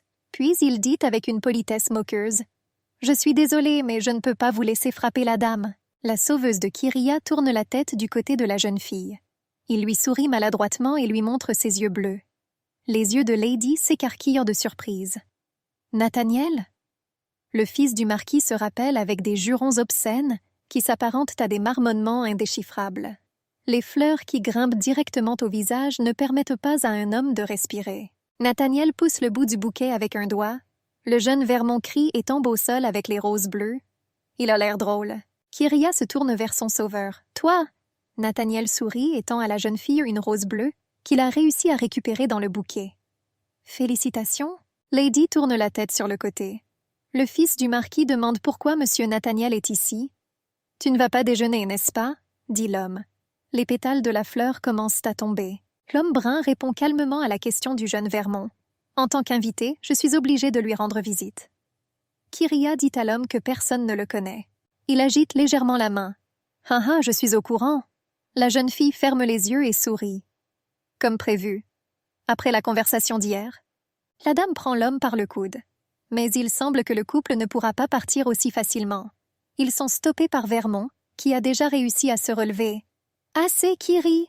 L'homme tend à la jeune fille un bouquet en lambeaux et dit d'une voix forte. « Je suis un gentleman, qu'il en soit ainsi, je vais vous donner une chance de plus de vous excuser. » Kyria renifle avec mépris. « On dirait que je dois m'excuser. C'est une dinde égoïste. Pourtant, il ne comprendra jamais ses erreurs. L'orgueil naturel et la stupidité ne peuvent être guéris.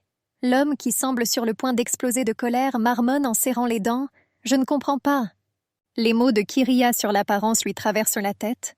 L'homme lève les sourcils et ouvre de grands yeux. « Tu as dit que j'étais moche et dégoûtant. » La fille dit avec un regret moqueur dans la voix. « Oh, vraiment?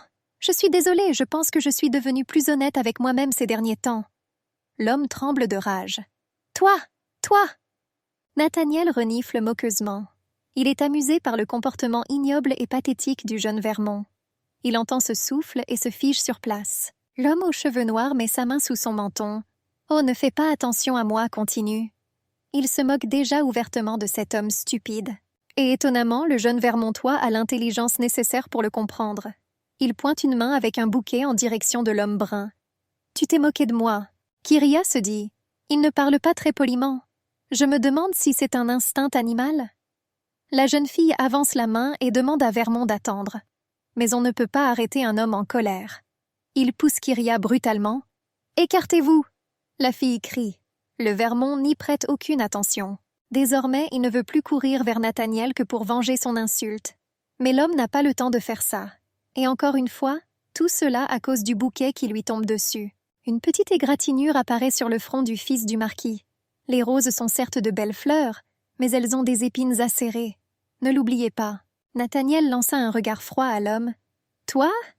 Tout d'abord, tu ne sais pas comment te comporter correctement avec une dame. » L'homme aux cheveux noirs frappe le sol avec sa canne. Il se tourne vers Kyria. « Deuxièmement, c'est toi qui devrais t'excuser. Ces standards sont plutôt élevés. » La jeune fille regarde Nathaniel avec surprise. Mais le Vermont ne laisse pas cet homme négocier. Le fils du marquis serre les poings. « Hé, arrête! Comment oses-tu m'insulter » Kyria fronça les sourcils et se dit « Il ferait mieux d'arrêter de lui parler de manière informelle. » La fille essaie d'attirer l'attention. « Hé, si le Vermont ne se calme pas maintenant, qui sait comment cela pourrait se terminer ?» Mais l'homme ne le fera pas. Il jette son gant par terre. Puis il pointe du doigt Nathaniel. « D'accord. On dirait que tu es prêt pour un duel. » Kyria sourit. Les paroles de l'homme semblent drôles. Il est peu probable que Nathaniel soit d'accord, mais l'expression de la jeune fille passe rapidement d'amusée à choquer lorsqu'elle voit le deuxième gant par terre. Cette chose appartient à un homme aux cheveux noirs, à Rennes près du palais du marquis. Cet endroit a vu plus d'un brave chevalier. Il y avait beaucoup de tristesse, de désespoir, de cruauté, de frustration, de haine et de sang. Kyria se tourne vers Nathaniel. « C'est de la folie !» Un homme buvant calmement du thé demande « Pourquoi pensez-vous cela ?» Il ne semble pas s'en soucier du tout. Kyria regarde le jeune Vermonter se préparer au combat. Il ne fait pas seulement semblant d'être un héros. Il est assez fort, même s'il se comporte comme un cochon. Nathaniel porte la coupe à ses lèvres. « Je suppose que oui. » Mais ni la grande épée du fils du marquis ni son armure n'impressionnèrent l'homme aux cheveux noirs. Kyria pose une main sur son épaule et dit froidement « Il a été fait chevalier, mais probablement parce qu'il est le fils d'un marquis, pas à cause de ses compétences. » Nathaniel dit avec ironie « Quel imbécile, quelqu'un ne se souvient pas de certains commandements d'un chevalier. Pas besoin d'être un génie pour ça. » Kyria rit. Elle porte la main à son menton. « Tu plaisantes, je ne m'y attendais pas. » L'homme regarde son thé et dit qu'un véritable aristocrate doit être calme. Kyria, regardant vers l'avenir d'un air pensif, répond « Je ne pense pas que ce soit normal dans une situation comme celle-ci. » Nathaniel demande « Lequel ?» La dame frémit. Elle sent de la fumée noire venant de Nathaniel. L'homme montre ses yeux incroyables et dit que Kyria sait aussi plaisanter. « Même Orewin Bridge n'y arriverait pas, » dit-il. « Et tu penses que cet imbécile peut me battre ?» La jeune fille tourne la tête du côté de l'homme. Un bruit étrange, semblable au craquement de la porcelaine, attira son attention. Donc c'est... La tasse de Nathaniel était recouverte d'une croûte. C'est tout, et il volera en morceaux. Mais cela n'arrive pas. L'homme sait contrôler sa magie. La jeune fille fronce les sourcils. C'est un imbécile, c'est vrai.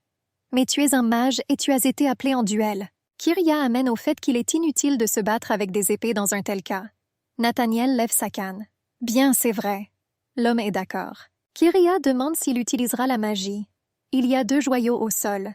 La fille les utilisera si quelque chose ne va pas. Les pierres scintillent joliment au soleil. Elles ressemblent beaucoup aux boucles d'oreilles. Ils peuvent être utilisés comme décoration, mais cela ne sert à rien. Ils ont une énergie magique cachée. La jeune fille dirige son regard vers le jeune Vermont, qui s'entraîne assidûment avant le combat. L'homme brandit son énorme épée de manière amusante. C'est incroyable que cette querelle soit allée aussi loin. Mais quoi qu'il en soit, les conditions de combat doivent être les mêmes. Kyria dit sérieusement à l'homme aux cheveux noirs que la victoire n'a pas d'importance. L'homme répond « Je n'ai pas demandé de duel. » Il saisit la canne dans ses mains et elle commence à se transformer. Les yeux de Kyria s'écarquillent de surprise. Un instant plus tard, la canne entre les mains de Nathaniel n'est plus une canne mais une épée. Une épée d'argent qui gagne au soleil. L'homme sourit. « Dites-leur qu'il est temps de commencer. » Kyria ne peut détacher ses yeux de l'homme aux cheveux noirs. Elle n'arrive absolument pas à croire ce qui s'est passé. Commencer? Donc cette canne n'est pas une chose magique? La jeune fille agite ses cheveux. Nathaniel lui sourit et lui tend son épée. Kyria comprend. Cet homme au regard perçant n'est pas un magicien. Elle regarde Nathaniel et après quelques secondes demande « M'as-tu trompé? En principe, on pouvait tout attendre de ce cinglé, mais... » Kyria est quand même désagréable. L'homme fait semblant de ne rien comprendre. Il commence à examiner son épée. « Moi ?» Kyria dit « Tu es très doué pour tromper ?» L'homme ne répond pas. La dame ajoute qu'elle a tout compris dès qu'elle a vu l'épée. Nathaniel se rend compte qu'il ne peut plus s'en sortir. Il sourit. « Oh, est-ce que je me suis fait prendre ?» Il dirige son regard vers la poignée de l'épée et dit « Tout est correct, je suis le maître ici, mais certaines personnes me traitent de sadique. Ils sont tout simplement stupides. » L'homme tend l'épée de Kyria pour s'assurer qu'elle est en sécurité. Elle ne s'est toujours pas remise du choc. J'ai hâte de voir. Pendant ce temps, le fils du marquis s'approche du bord de l'arène. Il dirige son regard vers Kyria et Nathaniel. Une lumière maléfique brille dans les yeux de l'homme. Il veut se venger. Vengez-vous de votre honneur insulté. Junior Vermont examine l'épée de son adversaire et la sienne. Son arme semble plus fiable et meilleure que celle de son adversaire. L'homme sourit. Il est confiant dans sa victoire. Comment ce Kirliak que Kyria aimait tant a-t-il pu vaincre lui, le vaillant chevalier de la maison Vermont? Kyria croise les yeux de cet idiot arrogant. La jeune fille serre plus fort l'épée de Nathaniel dans ses mains. Elle a tellement envie de frapper le fils du marquis. Soudain, l'homme brun lui demande « Tu veux gagner ?» Kyria réfléchit. Bien sûr, gagner est une chose merveilleuse. Les gagnants obtiennent toujours le meilleur, la gloire et l'or. Mais il y a une petite mais importante nuance à cette situation. Si Nathaniel gagne, cela nuira aux relations avec le marquis du Vermont. Il va se venger. Vengez-vous cruellement et sans pitié. Mais, d'un autre côté, perdre Nathaniel ne servira à rien non plus. Kyria devra écouter les railleries. La meilleure option est de reculer maintenant. Mais comment convaincre Nathaniel de ne pas combattre cet idiot? Il est peu probable qu'il écoute Kyria. D'ailleurs, le duel n'était pas de sa faute. Plus précisément, une initiative. C'est le Vermont qui a lancé le premier le défi.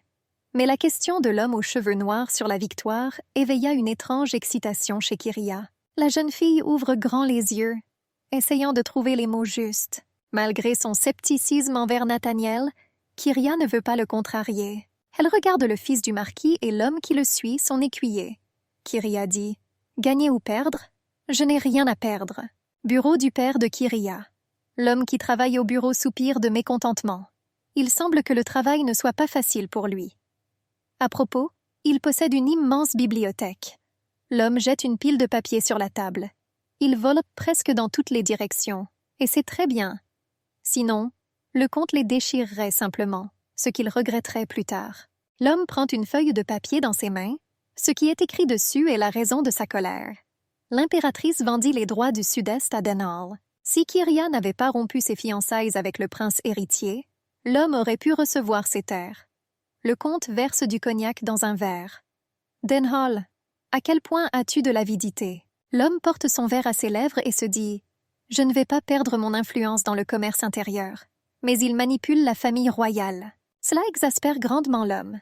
Il veut demander son échec.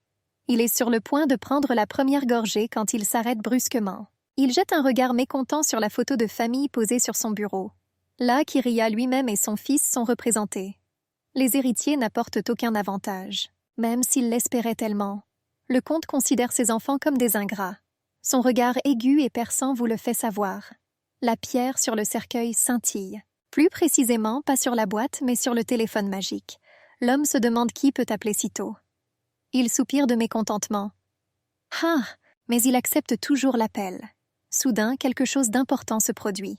Un homme appuie sur la pierre violette et voit le visage du marquis du Vermont. Le comte demande ce qu'il veut. L'homme sourit. « Je pensais que vous seriez intéressé de savoir comment va votre chère fille, n'est-ce pas, Earl Buchan ?» Le père de Kyria croise les mains.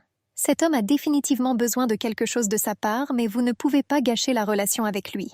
Le comte dit « Je suis calme, parce que tu l'as. » L'homme regarde la photo de famille. Fait amusant, mais Kyria est la seule personne mécontente. Marquis dit « Bien sûr, nous sommes amis. Elle est en bonne santé. » Mais, poursuit-il, tu aurais dû lui dire qu'elle ne voyageait pas seule. Alors je ferais mieux de me préparer. Le comte est choqué. Pas seule? Que veux-tu dire?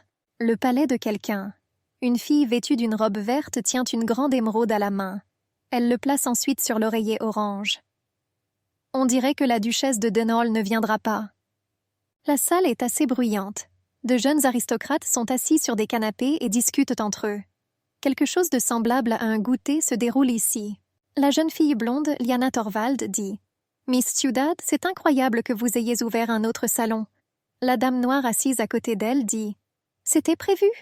Cette jolie fille bouclée s'appelle Rachel Hill. » Elle sourit. « J'ai entendu dire que Miss Cassia a été invitée au salon de la duchesse de Denhall. Elle est désormais l'épouse du prince. » La dame à lunettes, Leonora Dundrinch, répond « La duchesse de Denhall est en bons termes avec la princesse. Peut-être que Miss Cassio répand ces rumeurs pour gagner son soutien? » La société supérieure de cet empire est divisée en deux factions. Le premier royal. Son chef est la princesse Julia Orewin Bridge, fille de la 18e reine. Rachel Hill agite la main. « Je suis désolée, Miss Ciudad. Franchement, je pensais que tu n'y arriverais pas. J'ai même pensé à obtenir le soutien du duc. » La deuxième faction est aristocratique. Il est géré par Maria Ciudad, une fille aux cheveux noirs qui est l'amie de Kyria. Maria dit que les 7 princesses prêteront serment d'empire. Et ce n'est pas une rivalité. Leonora admire Maria. « Miss Ciudad !» Miss Hill ajoute « Comme vous l'avez dit, nous ne sommes pas que des aristocrates. Nous sommes les héritiers des fondateurs. » Les robes chères des filles bruissent. Les aristocrates ne comprennent pas comment Miss Denhall a pu faire une chose pareille. Comment a-t-elle pu inviter Rubinia? Pourquoi devrait-il être ami avec elle?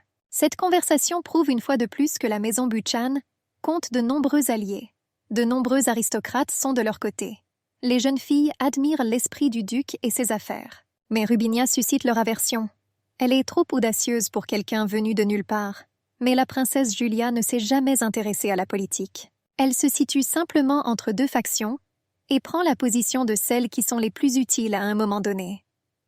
Maria Ciudad ne comprend pas un tel comportement. Mais qu'a fait le duc de Denol? Toutes les filles sont intéressées à en savoir plus car elles ne sont pas seulement des aristocrates. Ce sont plutôt des politiciens. Miss Torvald spécule sur les actions du comte. Je pense que le duc d'Enol a récemment acheté les droits de développement de la région du Sud-Ouest. Maria ouvre grand les yeux. C'est peut-être la raison de son comportement étrange. Peut-être qu'il va utiliser Miss Cassia d'une manière ou d'une autre. Les filles continuent de parler. Sud-Ouest? Mais ces terres sont stériles. Des rumeurs circulaient selon lesquelles la famille impériale voulait les développer.